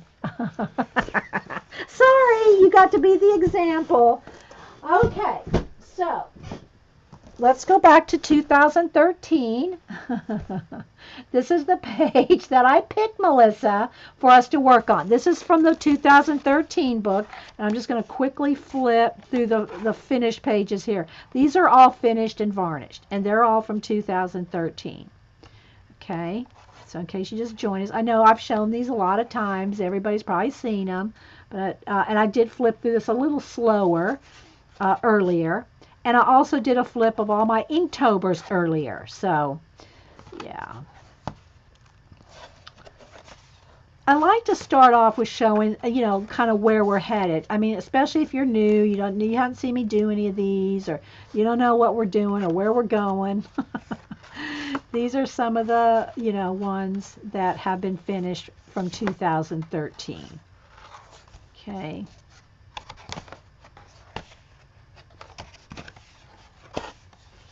Okay, so we're going to work on this. And again, these are just some owls out of a calendar. This looks like a giant feather, but I picked this for the color. Okay, yeah, you're off. You're off in the example, Melissa. All right, so now let me go ahead and I'm going to start with the images that I've already glued down, right? So I'm going to work with these. So we've already got this step established. Now I'm going to take my wax paper so I don't stick my pages together with paint. You're a good sport, Melissa. We usually use Eileen, Jean, or Janet for examples. So you're in good company. Okay, so yeah, I'm going to put some wax paper behind so I don't glue them together. So the step of, and sometimes y'all will see me, I'll sort through collage. I'll sit here, I'll flip through, collage bits and pick things, and then I'll lay them out, and then I'll get my matte medium out and glue them all down, mash them all down with the card, and get it all done, dry it, so this step right here is probably already over an hour, right? Hey, Beth. You're happy to give those girls a break today?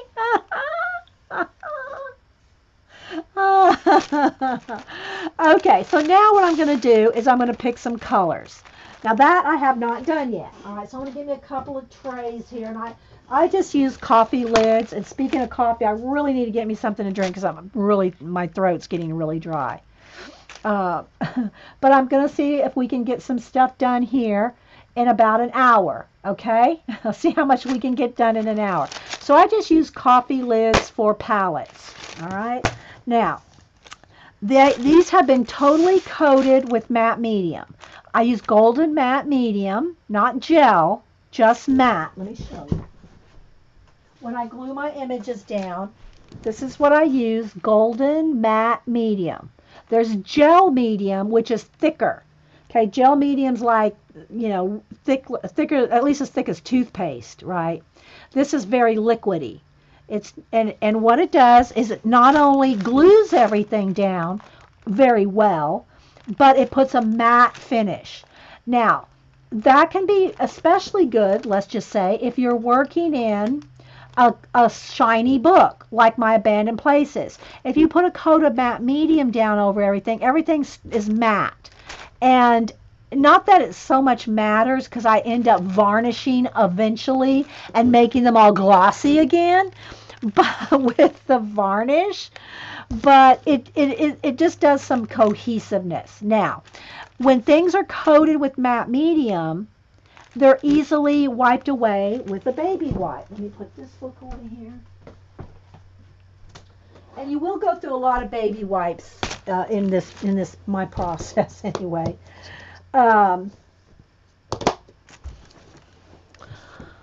Okay, so this is where it takes a little bit of imagination and vision, but don't be afraid. If you're afraid, oh, I don't see anything, you know, you're stopping yourself already.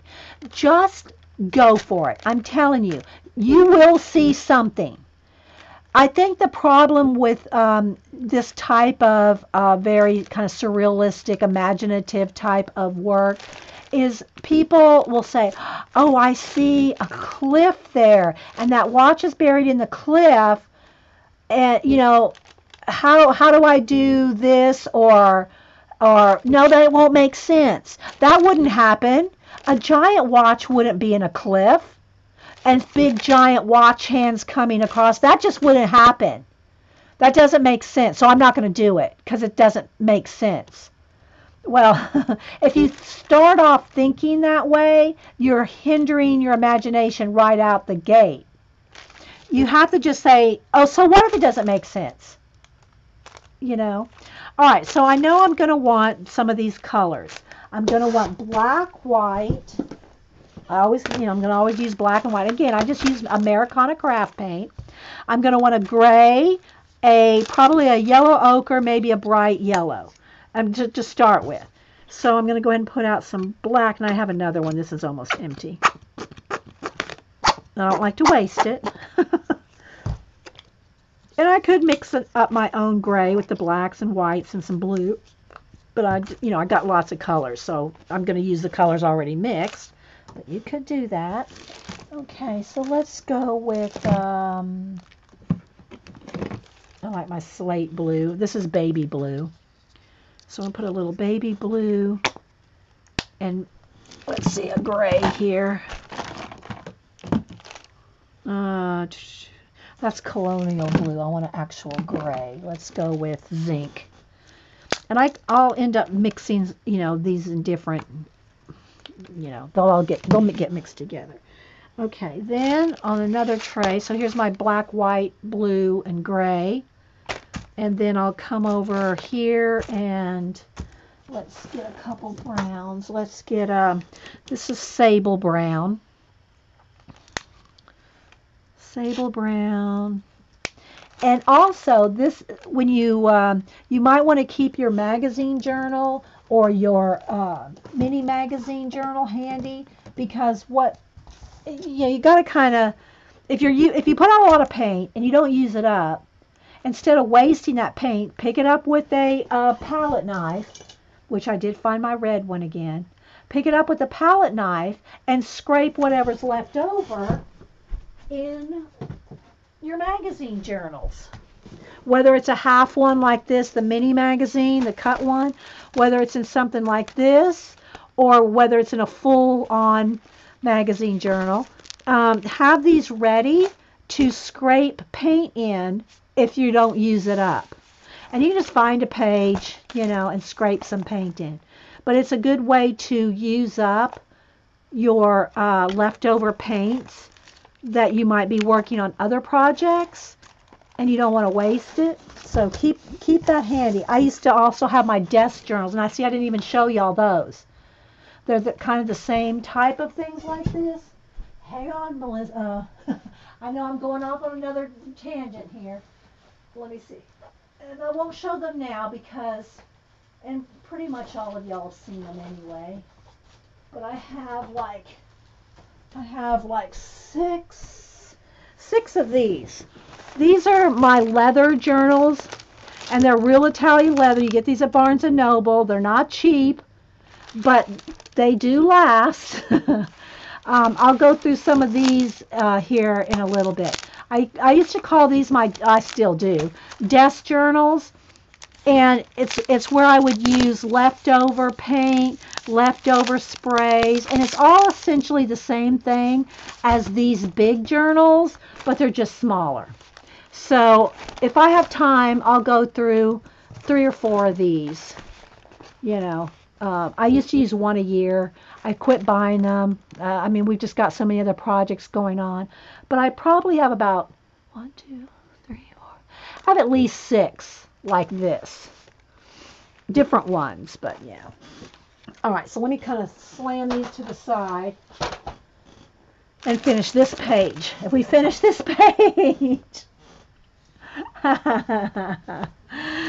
Okay, so let's see. I got this kind of a sandy color. I want a yellow ochre color. This one's called antique gold, but it's not metallic gold. It's just called that. It's kind of like a yellow ochre. So we're going to go with a little, maybe that, and that may be too, might not be yet green enough, yellow enough. I almost need a brighter yellow, like here.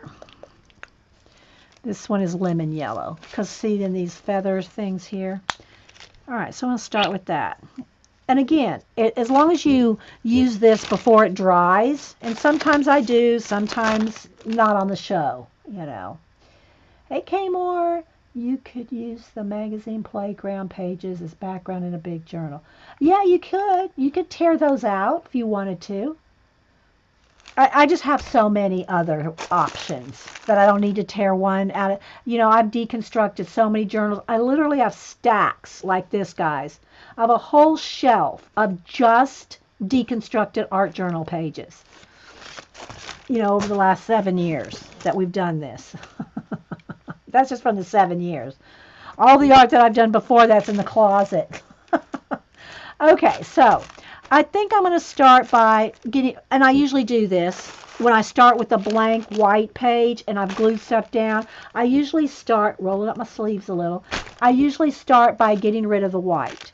And I usually do that with my finger, and I usually do that with black and gray, or not necessarily, but usually. So I'm going to pick up black and gray, and just with my finger, I am going to get rid of all the torn edges here, and I'm just picking up gray and black.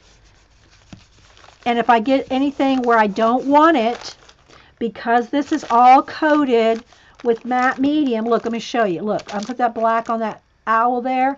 This has been coated with matte medium, so I can take a baby wipe and just wipe it completely off. But you can't do that.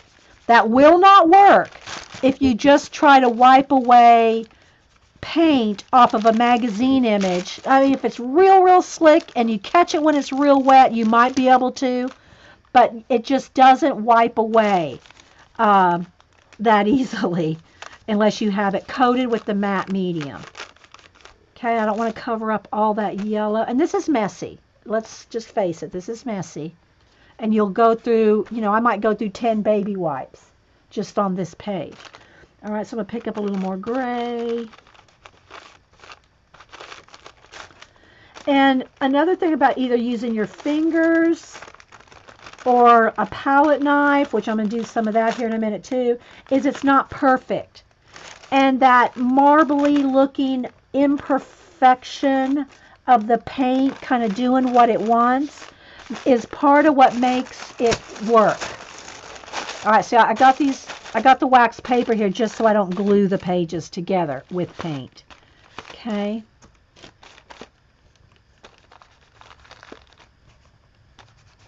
So this is how I usually start, is I get rid of all the white.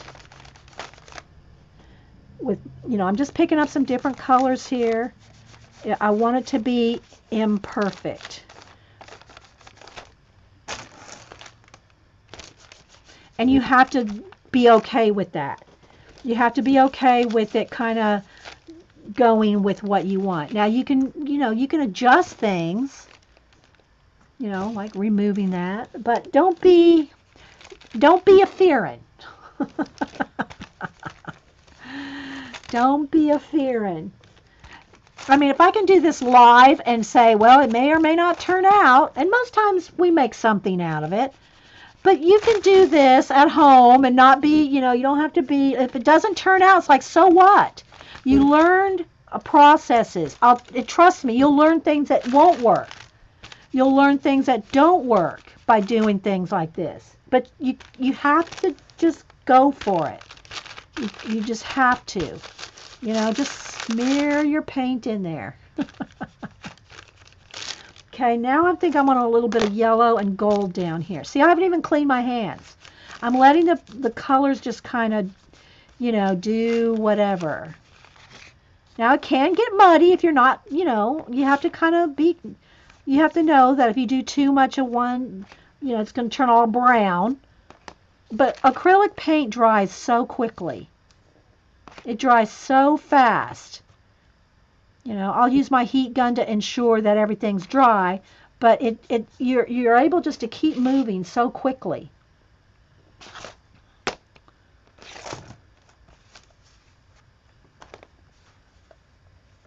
Okay, I'm going to start with this, like that. Maybe a little gold down here. All right, so there's my start. There's everything, all the white is gone. And look, already, you see how already it's got something going on? All right, so now I'm going to go ahead and clean my hands.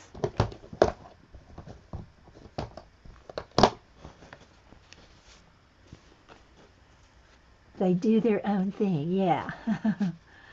All right, so now I think I'm going to do some cliffs or rocks or something. It looks very, it's almost like I see them coming out of the rocks. You know, and again, I don't have to tell you every bit of the story that I see in my head, because you'll see your own. You'll see your own vision when you start doing this, okay? But you gotta play, guys. You really just gotta play. All right, so now I think I'm gonna take, do I want to start with these two colors? I think I'll take the gray and the blue.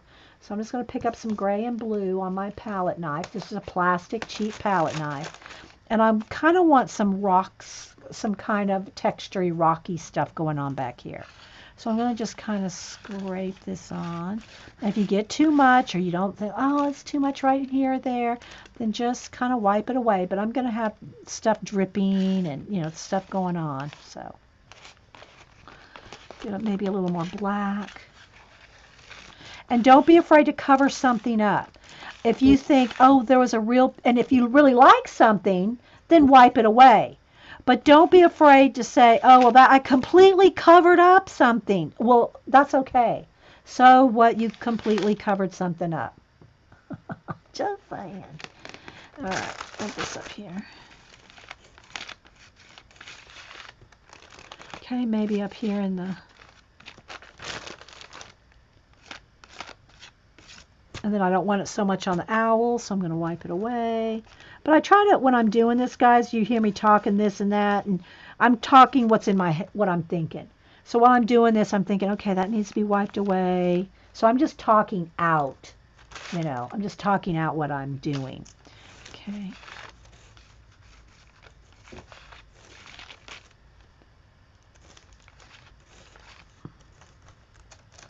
Why is it when I slop paint, it looks like, well, slop?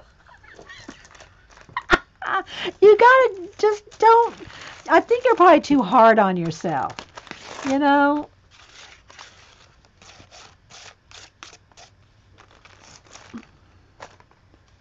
And you know, some of the, you know, the way that the palette knife will go across paint and stuff, you know, it does take a little bit of, you know, practice. And then if you want something flowy, or, you know, I'm not saying that you're just going to sit down and do something, and you won't do exactly like mine. You don't really want to.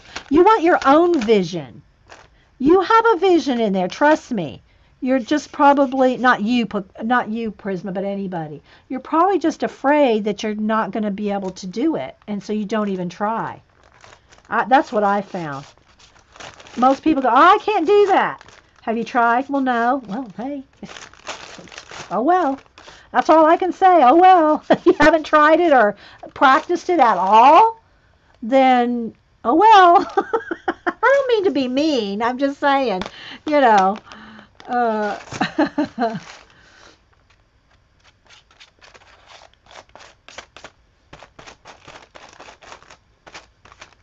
Okay. And I am trying to get this done in an hour. Just saying, I am working at getting this done in an hour, so. What? I want mine to, Prisma. You're so awesome. Okay, I think I need a little bit of cream color, a little tan color, maybe. What's this color? No, not that color.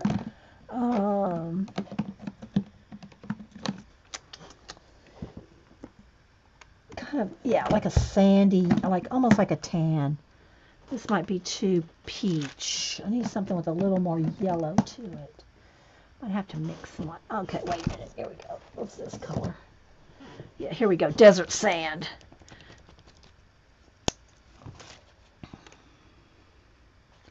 Okay, it's clogged up because I didn't close it last time. Let's put a little bit out. Wait, let me try to shake it up first. Hey, Kimberly. Okay. Okay. All right. All right, let me just put out a little of this sand here. I got my, this is why my pokey tool is ruined, because I use my pokey tool to clean out the acrylic paints. All right, so let's see. Now, I want to go back over here.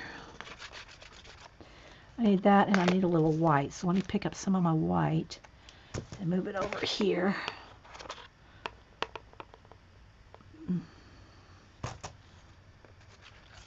Okay, so like that's way too much white.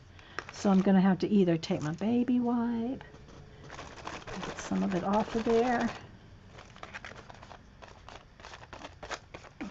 And I'm just telling you what it's in my head. One little door right there, I think. Let's clean off a little space for a door. All right, and then more gray right in here. And sometimes a palette knife, sometimes your finger, and sometimes a baby wipe. It can be different, you know. Kind of want that faded in there because I'm going to have some mist coming across. All right. All right, so now, let's see. I think I want this to be black right in there. Kind of water here, some water here. Okay, I think I got enough of the background where I can remove my wax paper, because I think I'm not going to glue my pages shut. All right, now I'm going to dry this. So I'm putting another layer. Let's see. Oh.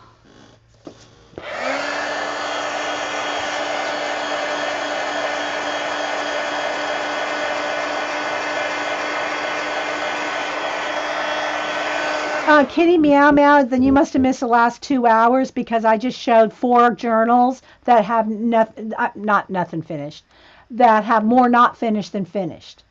It does not bother me at all. To this page I'm working on here, the stuff that's glued down here, I glued down in 2013.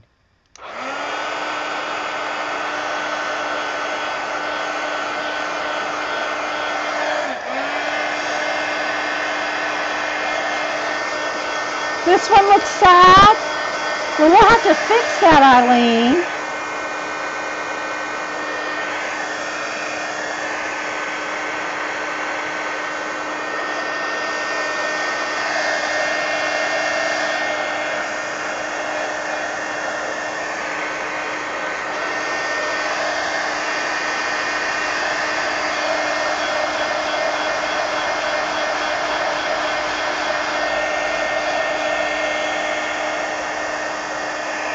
See, that's a thing, Prisma. You know, we let fear, I mean, it's paper.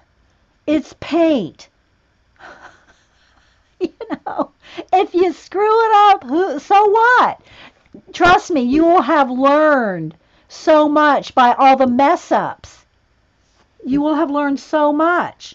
All right, so I'm going to take a little bit because Eileen said they're sad. Let me pick up a little of this white. I may need to do this with a brush, but we'll see. This one needs to cheer this one up.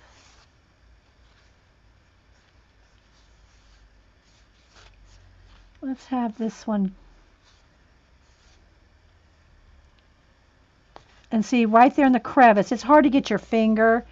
It's hard to get your finger in the ditch. So you almost have to get a brush for inside in the ditch of the book.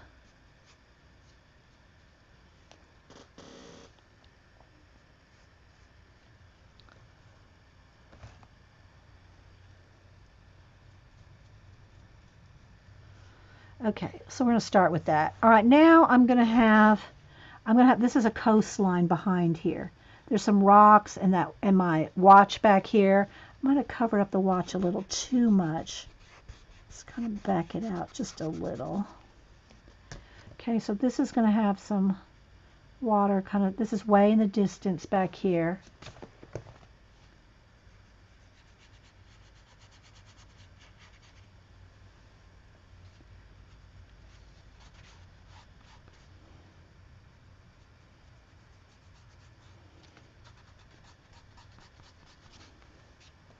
It's a little coastline there. We're going to have clouds coming across here, have water coming down here. I might want a planet or two. Maybe just a shooting star or something. Or right here, maybe this bit right here is kind of behind this owl. We'll have this part coming from behind. Let's get a little of that tan color. The other thing that this process helps you do is it helps you mix color.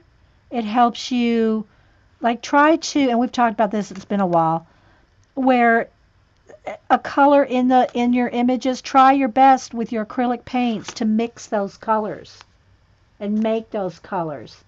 No, it's not scissors. It's going to be a beam. It's like a light beam. I might need some more. Hang on. It might look like scissors. I'm thinking of it more as like, you know, if I kind of break it up maybe.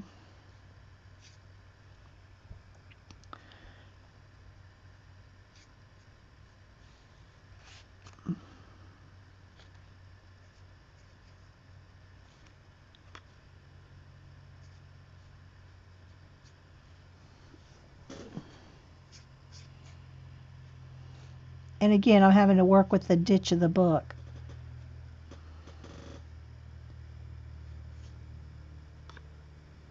Maybe if we put some yellow in there too, that might help. Now the yellow's probably not showing up on camera, but because there's yellow down in here, right?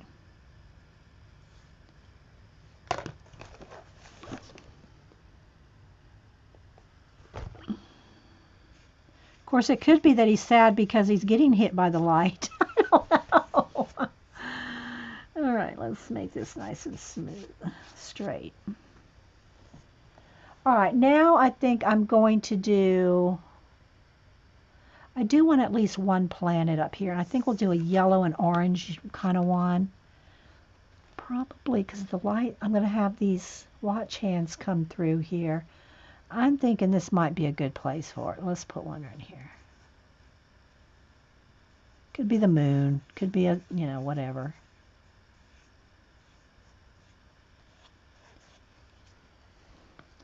And yellow's very translucent. Might need a couple coats.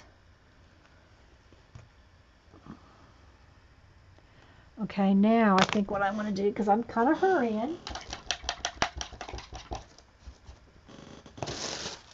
I need another little, okay, let me see. Yeah, I'm going to have to put this on a separate, because I'm going to water it down. So I'm going to take, let me just pick up, some of this white so I don't waste it. Put it on a clean palette so I can add some water to this, water this down. Take a fluffy brush, which I probably need to dig one out. When I say a fluffy brush, I just mean a brush that has like soft, you know, it's a pretty soft brush, so that it's like, this is like ink consistency, so I can do some stars and some water splashes. Can you give him an ivy?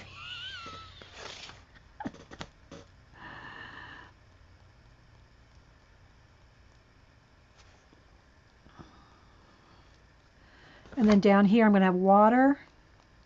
So I'm going to go ahead and put some splashes down here, or some splatters. Got a little door thing going on down here.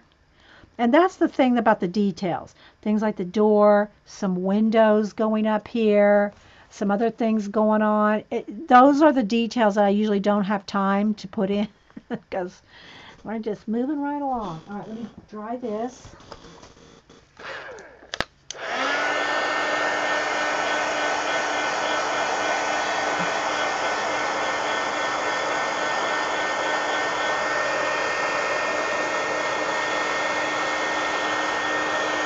Melody, Black Friday is the day after Thanksgiving where everything's like big sales. Thanksgiving's on Thursday in the United States. Black Friday is like they have lots of sales. And they call it that because supposedly if any stores are like haven't done well, they go from being in the red, in debt, not through the year, and they get out of the red. So that Black Friday, they're in the profits because of all the sales that they make on Friday, theoretically.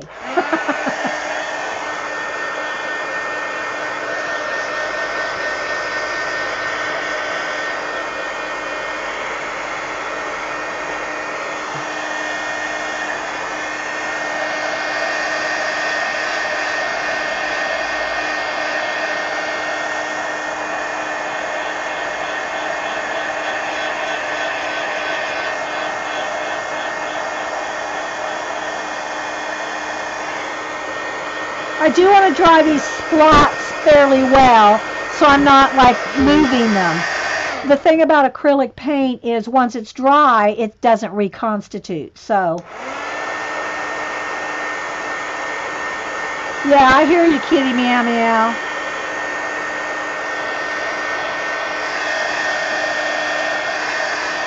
Where'd my mailman kit?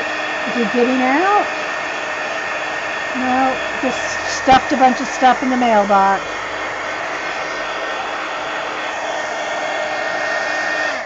Okay, so now let's do a little bit of detail. So for one, I want to go back to my thicker paint here. And I want water coming off of this right here. Oh, this brush is not flat enough. It's a little bit warped. Let me get a flat brush here. Do I have here's a flat angle. This is my favorite brush right here, is a flat angle brush. This is like the most versatile brush for me ever. If I could only have one brush, it would be this brush right here. I'm not sure what number it is. They're just crap. It's a number 8. Is it 8? A 6 or I think it's an 8. A number 8 angle. Because look, there's just so many possibilities. Now again, these are just Craft Smart, Michael's brand, or Hobby Lobby, the cheap brands. Inexpensive, budget friendly. But they're just, they don't last forever. But for acrylic paint, they're awesome. Okay, so now I'm going just to do a little bit of detail play here.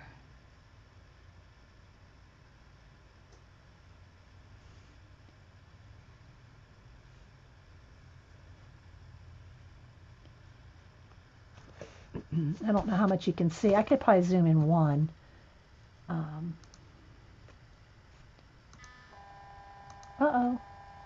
Autofocus.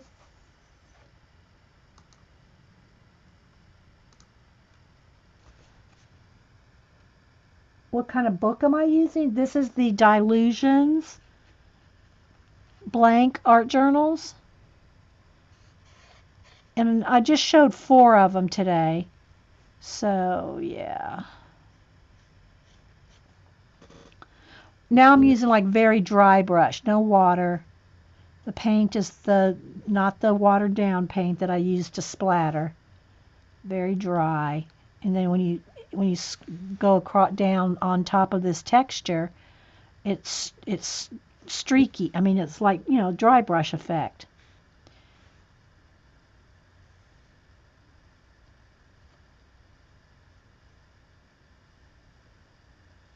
That's a little too thick. Let's knock that back a little.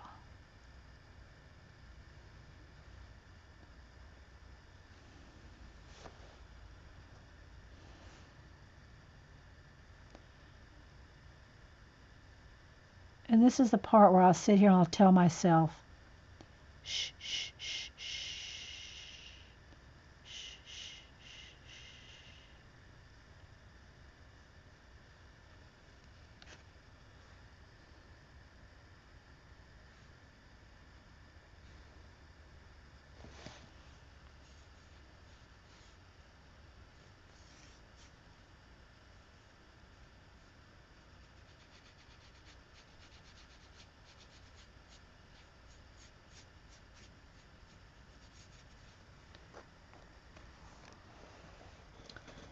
Is that white paint watered? Yeah, no, not.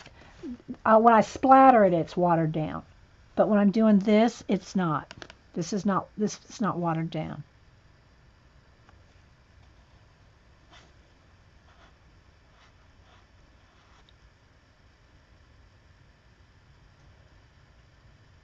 And these are just the motifs I like. I like water, I like time, I like space.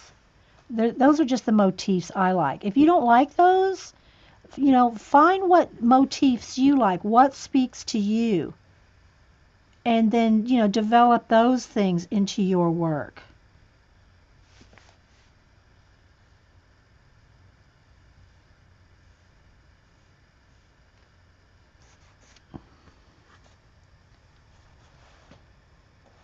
Okay, and the other thing about acrylic paint is you can use color pencil on it. So like for instance around here, if I want to put a glow,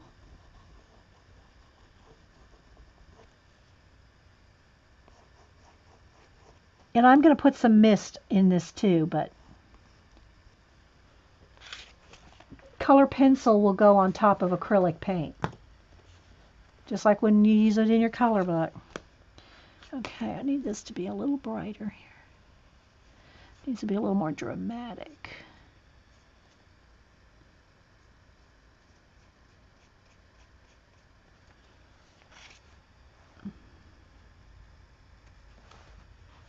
All right, let's get a little yellow. So it's kind of a little bit of lightened up yellow here.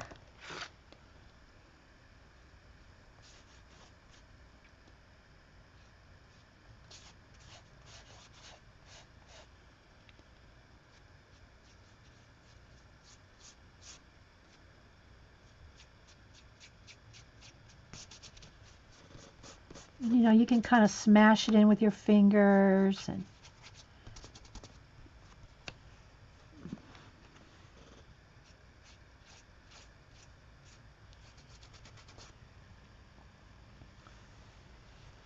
all right. Now a couple things I want to do some like architectural, like some building, some windows. So let me go over here with some of the black, get this nice and crisp.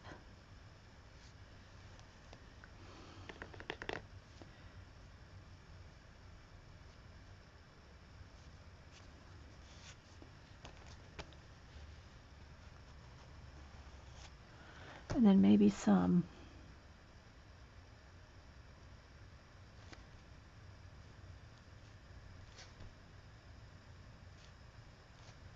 kind of floaty.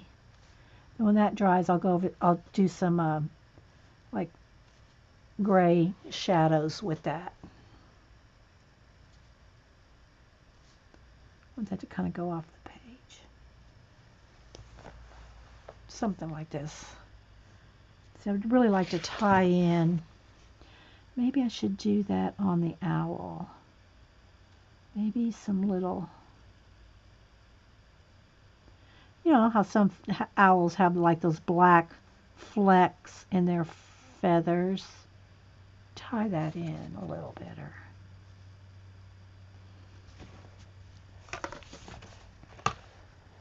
I need to get something to drink. I really do. 3 hours and nothing to drink. Might be pushing it.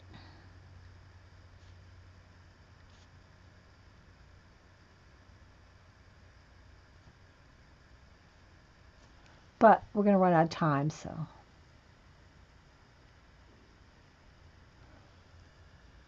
I want to do this today. All right, the other thing is I'm kind of liking their faces. I think I want to fluff them up. So I'm going to start with this kind of cream. I forgot what color that was. It's kind of a tanny cream color. Let me test this out. Maybe with a little bit of white in that.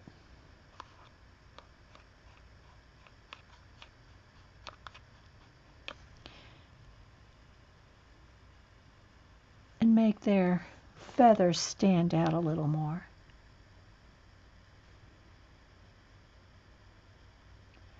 Like these are kind of cream along the edge of his head. And then you can just kind of blend them in with your finger a little. But I want those to stand out a little better. I'll go with a little more white and kind of feather that in. Shh, shh, shh.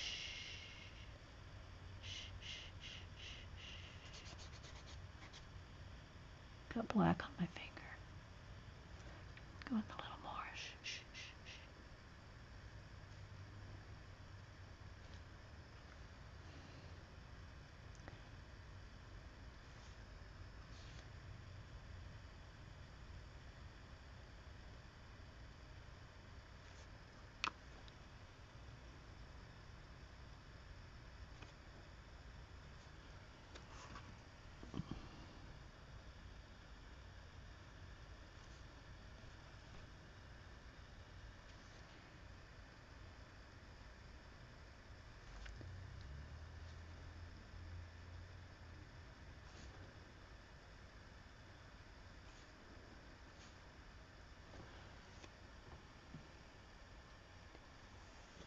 Fluff. She let Owl's face, you know. Alright, now I'm going to do this one down here. Not as much, because this one's going to be kind of behind this light beam here, but maybe just a few. Let's get these darker ones first. You may not be able to see them on camera. When I hold it up, you'll be able to see them better.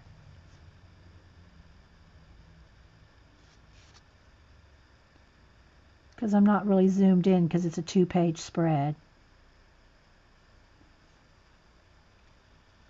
Something like that. And then on the face, I think I'm going to do more on their face too.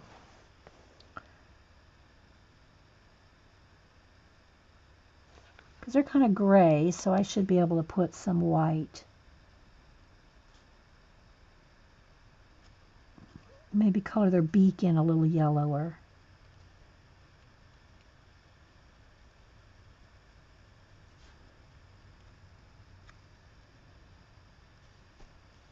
And their feathers kind of go all the way around their face.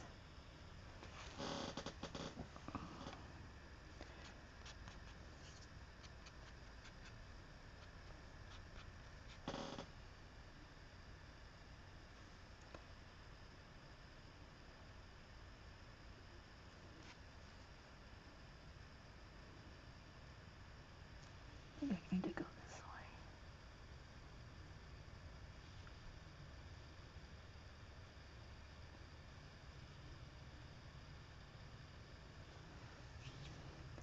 And then just kind of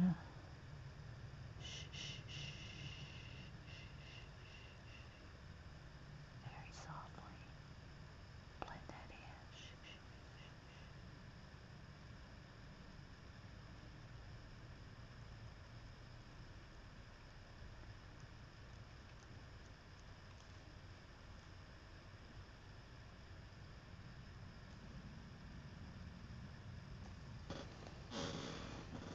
Just making them a little fluffier.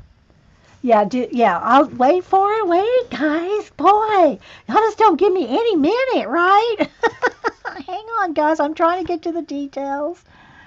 Wait. Let's do this first. I still have to do the mist, and I have to do those watch parts. One of which I want one of the hands to come over this way, like toward him.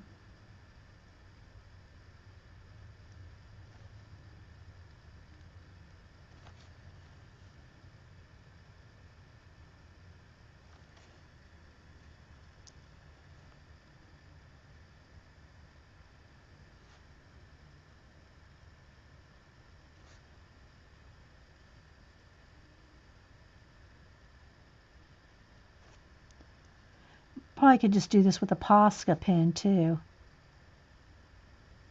Got a little spoiled with my Posca pens because they're so quick. All All right, so there's a start of that. Let me dry everything because I don't want to smear things. See, I've already smeared some of these little black bits on her chest. Let me fix that one.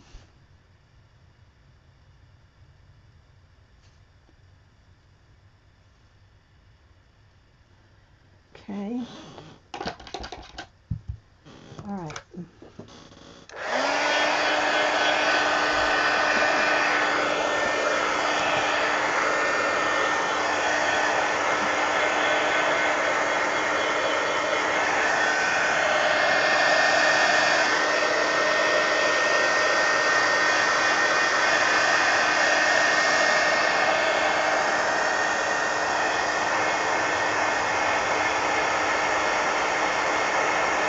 Aw, thanks, Prisma. I'm glad y'all like it. Hopefully you get some ideas. And like I said, I don't expect you to go do an owl page like this. That's not the point of this. It's that you can, get ideas and do your own. But the technique, the painting, the techniques, this brush may be a little big. I just wanted a little bit of highlight on these windows.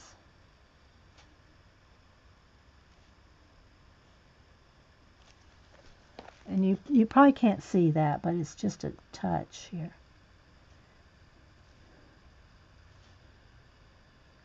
I'll hold it up in a minute.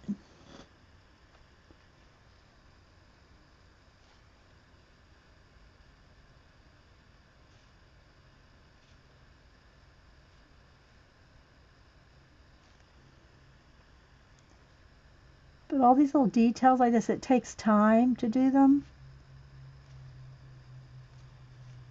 Maybe a couple extra swirls in there. And you don't want to rush this, like I'm kind of doing in the show.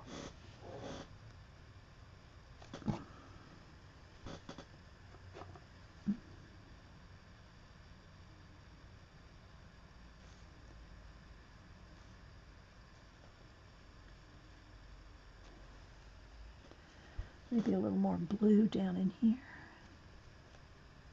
Too much. There we go. Shh, shh, shh, shh.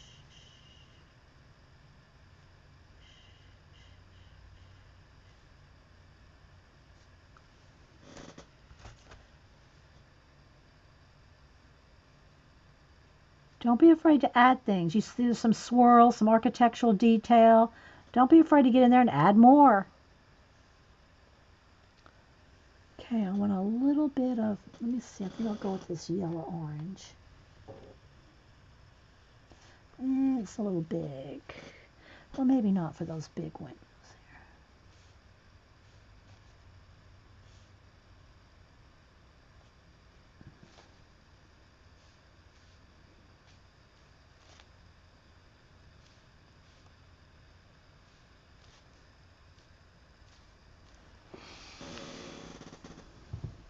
I think my art will center around animals. I know, I love doing animals. Okay, now I am going to take, let's see, let me sharpen my white pencil. Or I'll get my Posca. I think maybe it might both.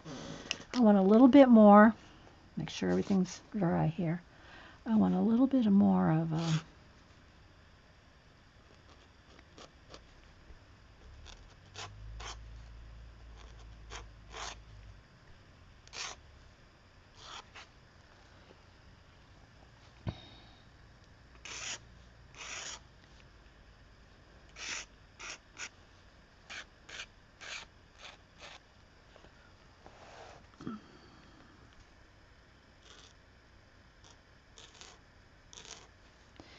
And then I want my watch hands.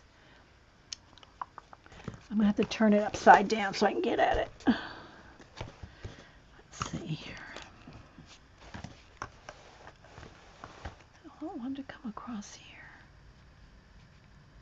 Wait, I gotta look at it again. Let me do it with pencil lightly first. I want this to cut across here. To there.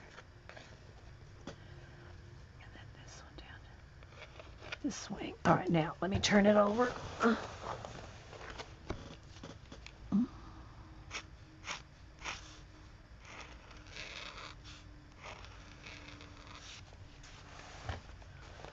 And then this will have a fog over it, so that'll be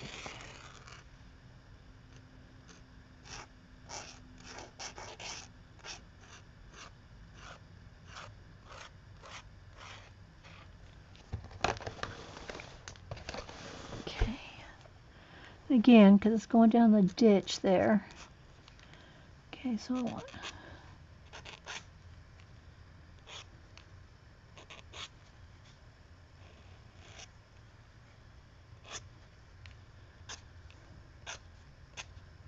I'll put a little bit of pencil in there.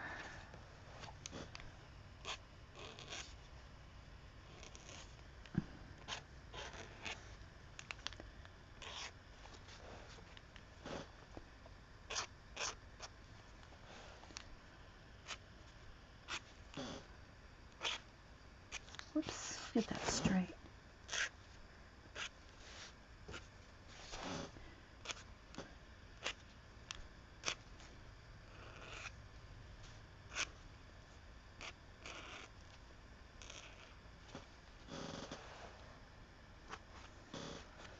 And it's going to need one more over here. Somewhere right in here.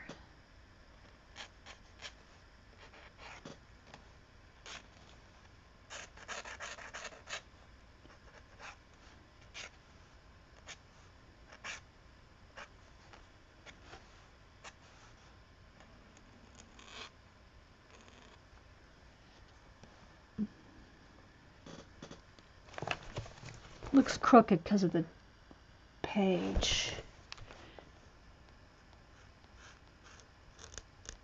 I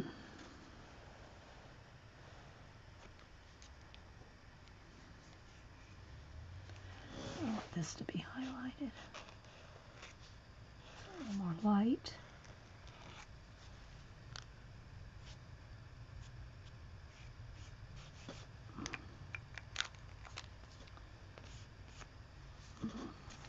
All right, now their eyes. I get them nice and black with a black pencil or Sharpie, or it doesn't really matter. All right.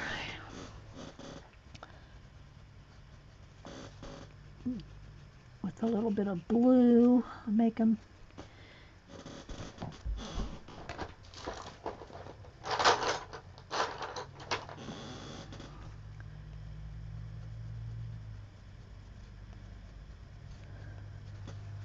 I'll hold it up so you can see them in just a minute.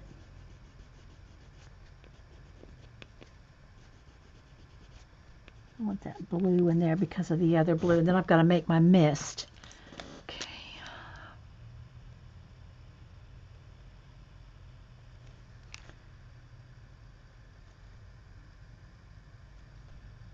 Oh, and I wanted to do their beaks.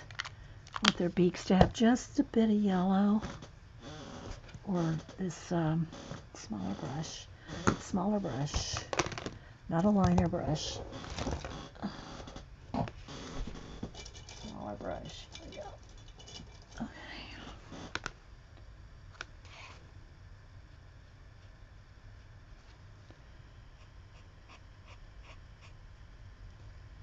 Maybe a little yellow on there.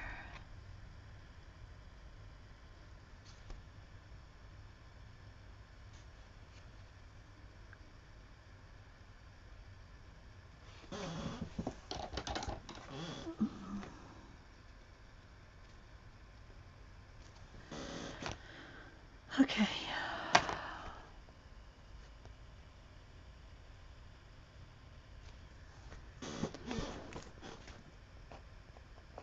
All right, now, last little bit. Thanks, Eileen. Let me show y'all kind of up close here.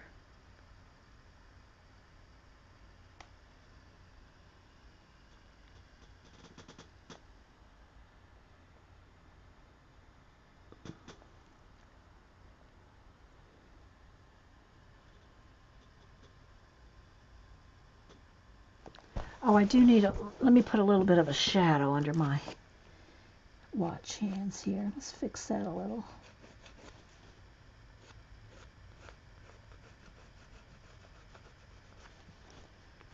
And again, it's coming right across the page.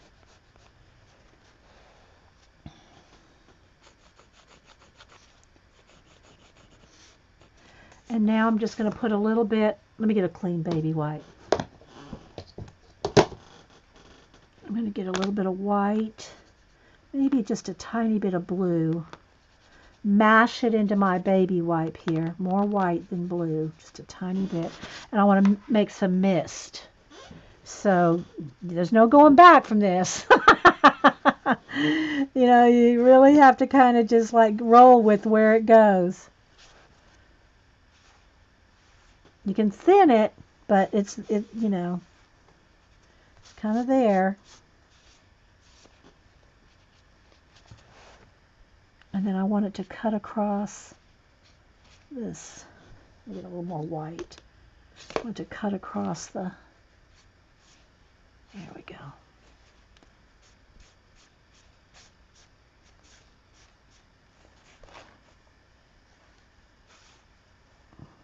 I don't want to lose all my rocks right there.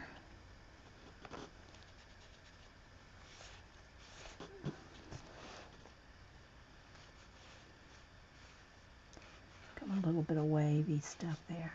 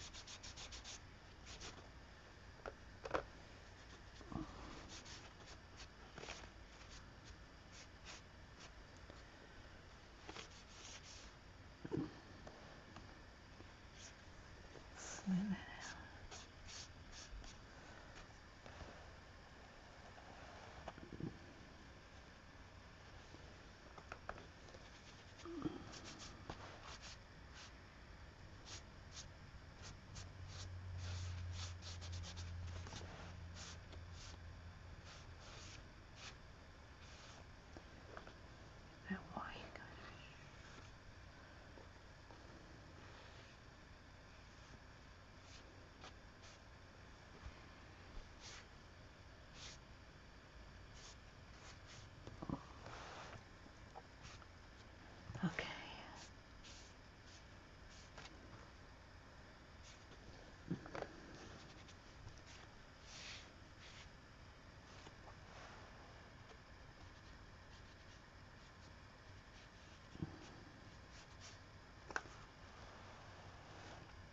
Maybe a little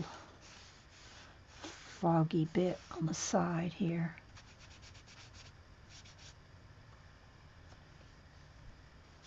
Okay, I think I'm going to leave that. I don't want to go too much. All right, now the last thing I'm going to do is take my white Posca. Let me dry this. Pencils are flying, paint's flying, and I will show you how I'm going to scrape up the rest of the paint and throw it into my magazine journal.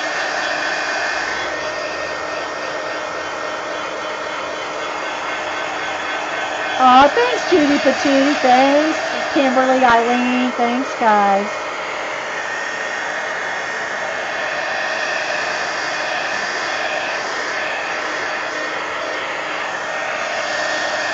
See, in my world, and I know y'all thought this one looked sad. See, I think this one is healing that one. See? She may have been dying.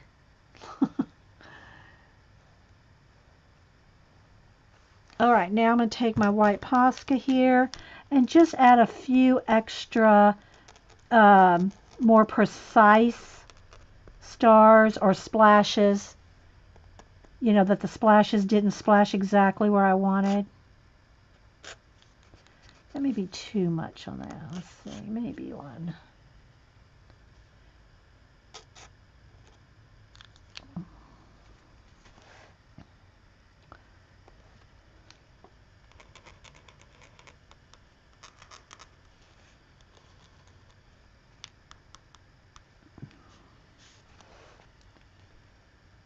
So yeah.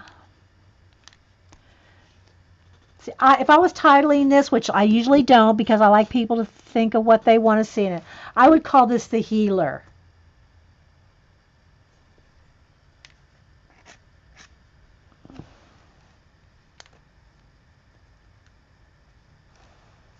And then her wing kind of needs a little more definition there, because her wing is kind of right there getting touched by that light.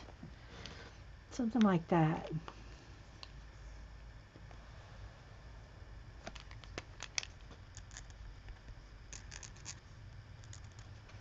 And again, I usually just let people think what they, what their imagination.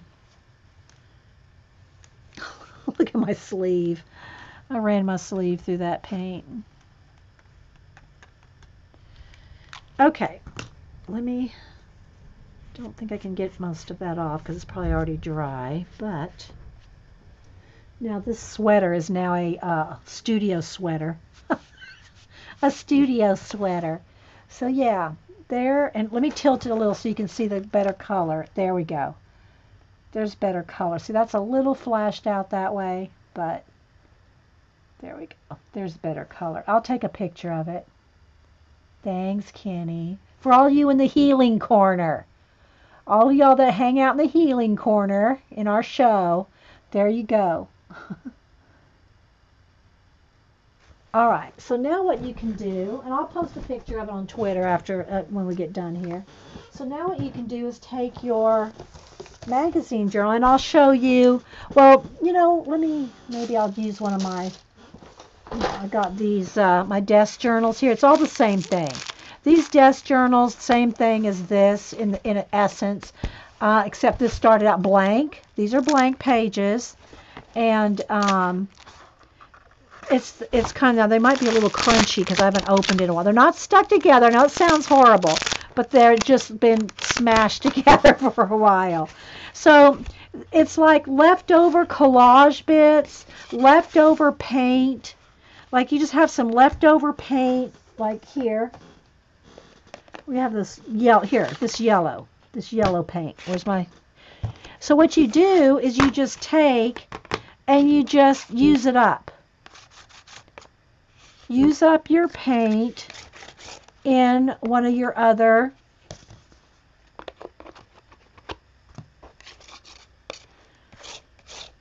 in one of these desk journals or your magazine journal. The mini magazine playground. Use it up in your playground. But that way you're not wasting any of your paint. You're just, repurposing it. So what does Janet want to stream though? Sometimes Janet fills in for Joycey. Okay, let me dry this while I'm watching chat.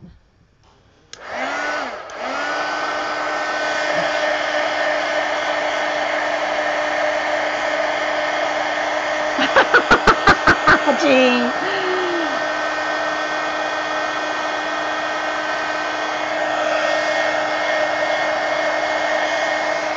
And again, let's say like we have this leftover, there's this watered down bit, right, we used earlier.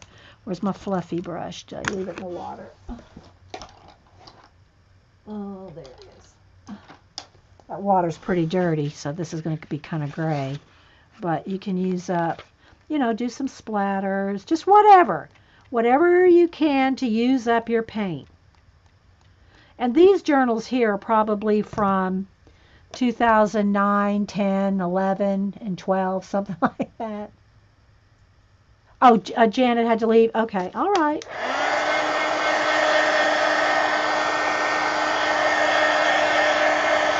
That's a little too much close to her face, though.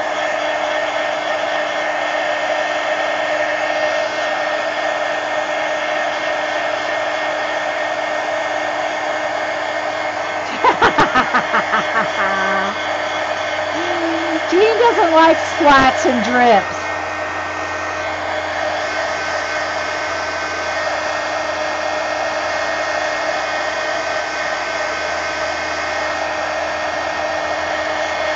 I'll just do a quick little flip. We call it about maybe 10 minutes before 2 hours and 45 minutes has gone by.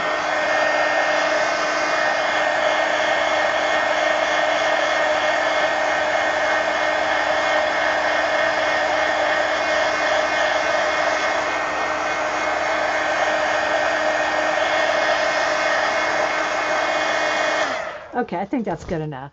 So yeah, so like here's a picture of Leonardo from one of his, journals. And I did the other day we were talking about Leonardo's books, and there's a new one out, which I did see at the bookstore, but I didn't want to spend, the money for it that day because I had two other things I wanted to buy. But I did see it. But I found my big Leonardo coffee table book. I found that on my bookshelf because I reorganized the library this last weekend. And so I found my big giant Leonardo. Now I'm not going to cut that up, but just saying, yeah. So all this is back from, I'm not even sure, a while. These are, probably a while back. So these are what I call my desk journals, and they're just leftover paint and stuff. Look how old this is. I mean, this goes back, this paper right here, this goes back probably 2010, I don't know. But I'll work in them off and on. Now, not recently, just like my big, Dilutions journals. I don't work in them that often. But, so you scrape your paint and let me find a place. All right, so for instance here. All right, so here's just a couple of collage bits. Well, now I have all this yellow. Let's go back over there. Where is it? I have all this yellow, brown, and gold. There's some yellow, golds and stuff in this little bit. Well, then I'll just pick all this up, and just get rid of it on this page. Maybe the yellow comes over here into red. But what I'm saying is this is how you can use up all your, now be careful, I'm going to glue those pages together.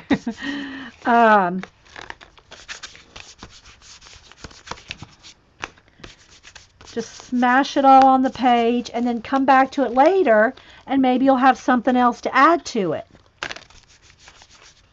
Maybe not, but you're using that paint up on something. So maybe a little black in there. No, I think I'd rather use the palette knife for that. Okay, so even if it's nothing right now, and it may never be anything, but you have put that excess paint in something, on a journal. Take a baby wipe and you can play, you can move it around, you can wipe your way, you can just do whatever. Make sure you dry this though before you close it, because if you don't dry this, you'll stick your pages together. So I just want to show you, use up your paint in these journals. Now I'm not drying this, so let me put a piece of wax paper in here, because it will stick, it'll stick the pages together. All right, so let me just continue flipping here.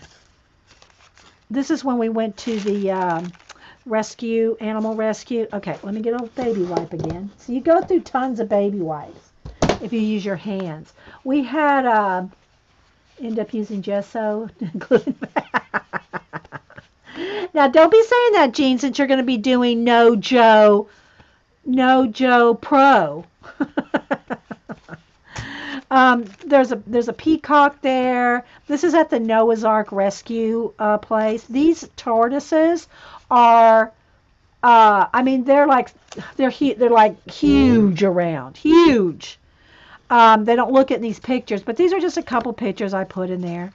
So yeah, here's some bookmarks in there. Girl from a magazine page. But you can just go back and they're just for throwing down leftover bits. Some of this is sticking because some of it is napkin journals, I can tell. And I haven't opened them in a while, so you can see here. What else do I have in here? Some pages just have, a bunch of paint on them. Some have more done to them. I did a little space scene here.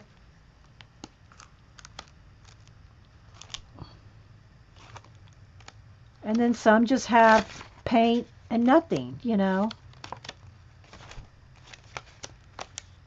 But But that's what you can use these for, is leftover paint. I call them desk journals, but it's the same kind of thing as your what do you call it? Your mini magazine playground, which, we've done some things in here. Again, just find some pages that could have the color that you want on it. Like this, I'd probably add a bunch of red paint just to start it blended out. So you can see we've just played on a few different pages here. And this is in the magazine. Oh, this is the enablers, the queens of enablers, Eileen, Janet. Bye, bye, bye. And the little dog's going, no.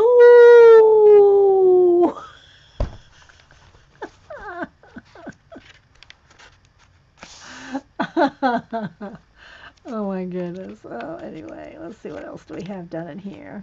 Playing with some lettering. Now, granted, I did take this book and I spent some hours and whited out all the text in this is 2 magazines cut in half, glued together, and then I went through all of it and whited out all the text. You don't have to do that ahead of time, but I just happened to do it that day. And then just use your leftovers to, there's one of my hand-carved gargoyles. And then you just have pages ready to play on.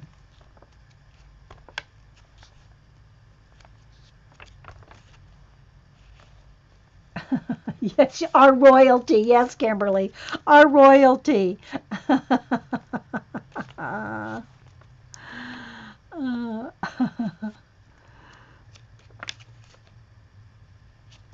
So yeah, this is the mini magazine art journal that we all started playing in this. And you can do all the stuff we do, guys. It can all be done in anything. Altered books, magazines, art journals, all this can be done in any of it. And just with a bunch of acrylic paint, some Poscas, some, here we just scraped with the palette knife.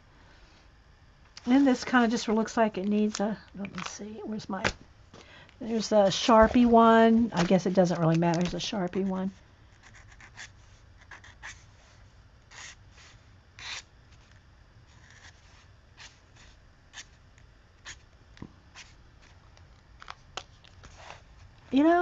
Maybe one shooting star over here.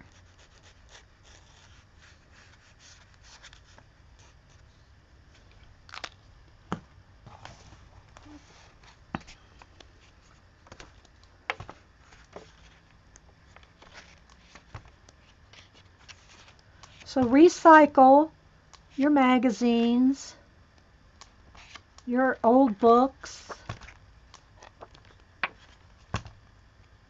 There's some undersea ideas. That was when we were going with the ideals listing. Here's just a dark page. Needs some splatters. This would be pretty with some blue splatters. Let me just I don't know if there's enough left there. Maybe. Let's take a little bit of that blue paint left over.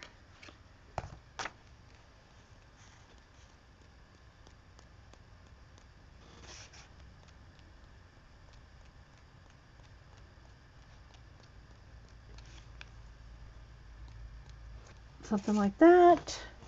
So now I'm going to have to set this aside to dry.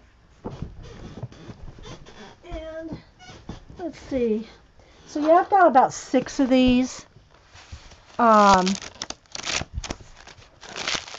And I know it sounds like they're really stuck together, but they're really not. They're just sitting on the shelf with a lot of weight on them with other books. But here's a bookmark there. And they just need to be flipped through to get them moving again. All right, this one was from 2012.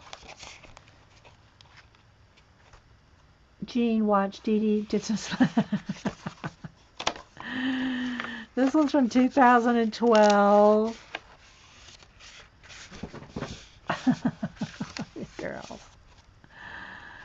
Some bookmarks in here.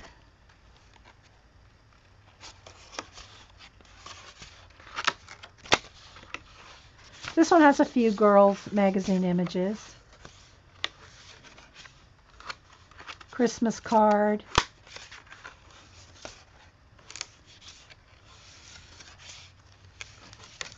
So, and I flipped through these a lot of times over the years. Stencils and leftover scrapbook papers. Dilutions. Christmas card.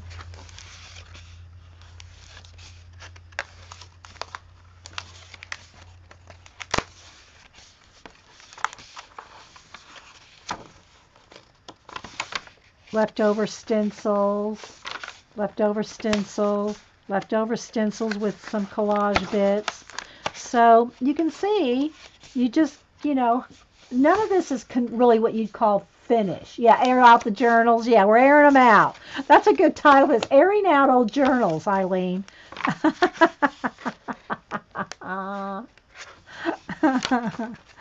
So I think was it Prisma I was saying about I never finished. Well, these are not, to me it's like I'm happy with them like they are, and I'll go back if I want to add something to them or not. It makes me happy to have them, whether they're finished or not. Little kitty face. Really love this. I just like the colors of it or something about this. That's a napkin there. I heard it. This is napkin. You can always tell the napkins because they do sound a little crunchy. The texture.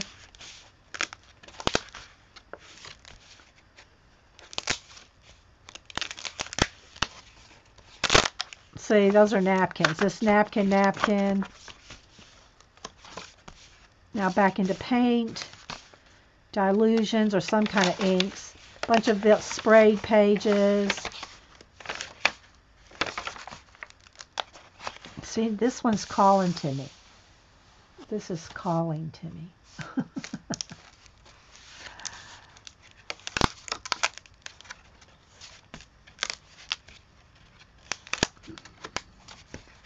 So these are just done over the years. I think at one time I was doing one Whirling Dervishes.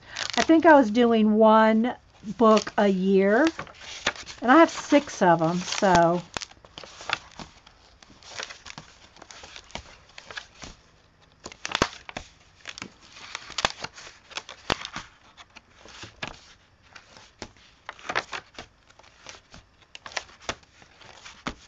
Then I have a few blanks right there in the middle.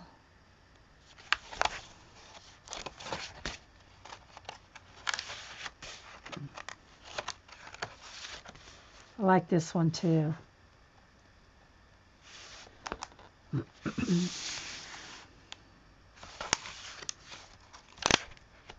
And this one. This is to me is like an ice cave. An ice cave.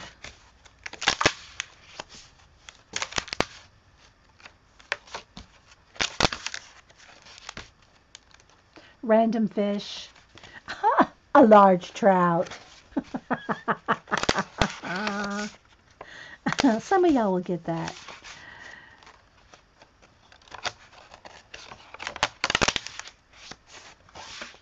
So anyway, you can see a lot of just, a lot of smeared paint, and I love this one too. It's one of my favorites. You like the sound of it?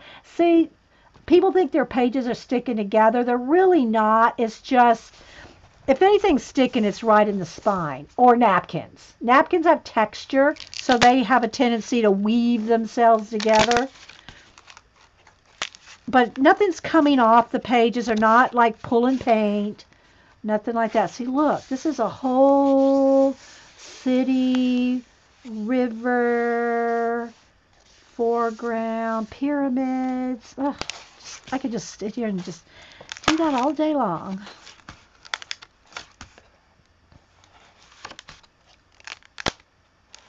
What did Judy say?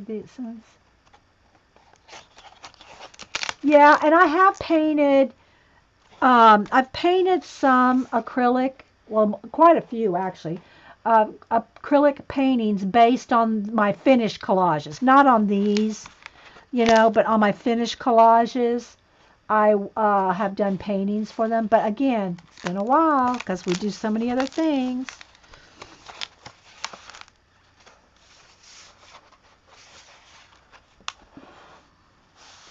But if I was good at Digi, then I could take this, photograph it, and turn it into an awesome Digi something like Eileen could do.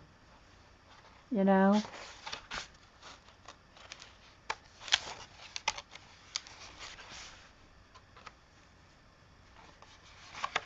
look, see, here's playing with some white gel pen.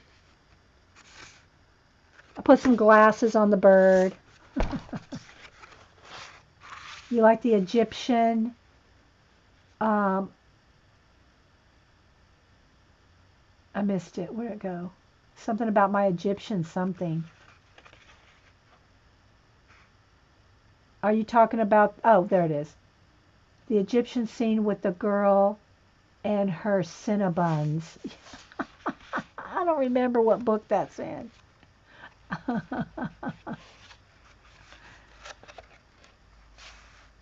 And I love this too. I love how her outfit looks like a column. I just love that.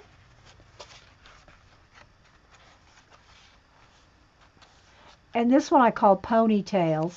But this one, I love when this kind of thing happens, especially if you do a lot of magazine stuff. If you tear a face in half, let's say, like you want a half of a face for a collage bit, and look at what's underneath. I should pull out a magazine and show you that. And so this happened to this. And then I glued it all down. But I tore one page in half, and one half of the face was under on the other page. Look how cool that is. So you can't plan that. Like this one too. So yeah, there's that one. And like I said, I just pulled 3 or 4 off the shelf, but I think I have 6 of these. So yeah, and they're all, this one has only got to about there. But anyway, so there's that. But let's see what happens. I only have one fashion magazine. I keep one because, and then we'll have to start another segment because we're probably going to get cut off. But real quick, I just want to show you this. I have one fashion magazine that I keep here to show you guys how to practice your shapes and everything. So I keep this particular magazine because this is the one where we practiced looking at shapes with Sharpie markers. And whether you use tracing paper or if you take a Sharpie, let me put that brush in the water. Take a big Sharpie pen, and this is a great way to practice your shapes. Is just find an image and start looking at, like, here's the shapes. So you start to recognize, like there's the knuckles there. And I tell y'all to practice, like here's the...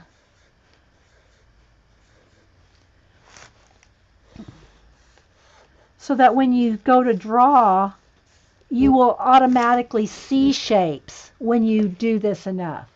Yes, I do need coffee. And this is getting ready to end anyway. We're going to run out of time. And so that's what this is. It's a whole bunch of our practices when we've done these before. It's been a while. Okay, so what I'm trying to show you, though, is, let me see if I can find a couple of color pictures here. That sometimes this kind of happens and you really can't plan for it. But you really need a couple color pages. Let's see. I've torn this book apart with our project, so. Okay, let's see. Maybe this one might work.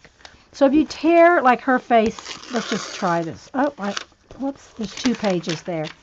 Let me take 2 pages then. You know, things that will juxtaposition against each other, it just happens, and it can happen more often than not when you use a lot of collage elements. Let's see.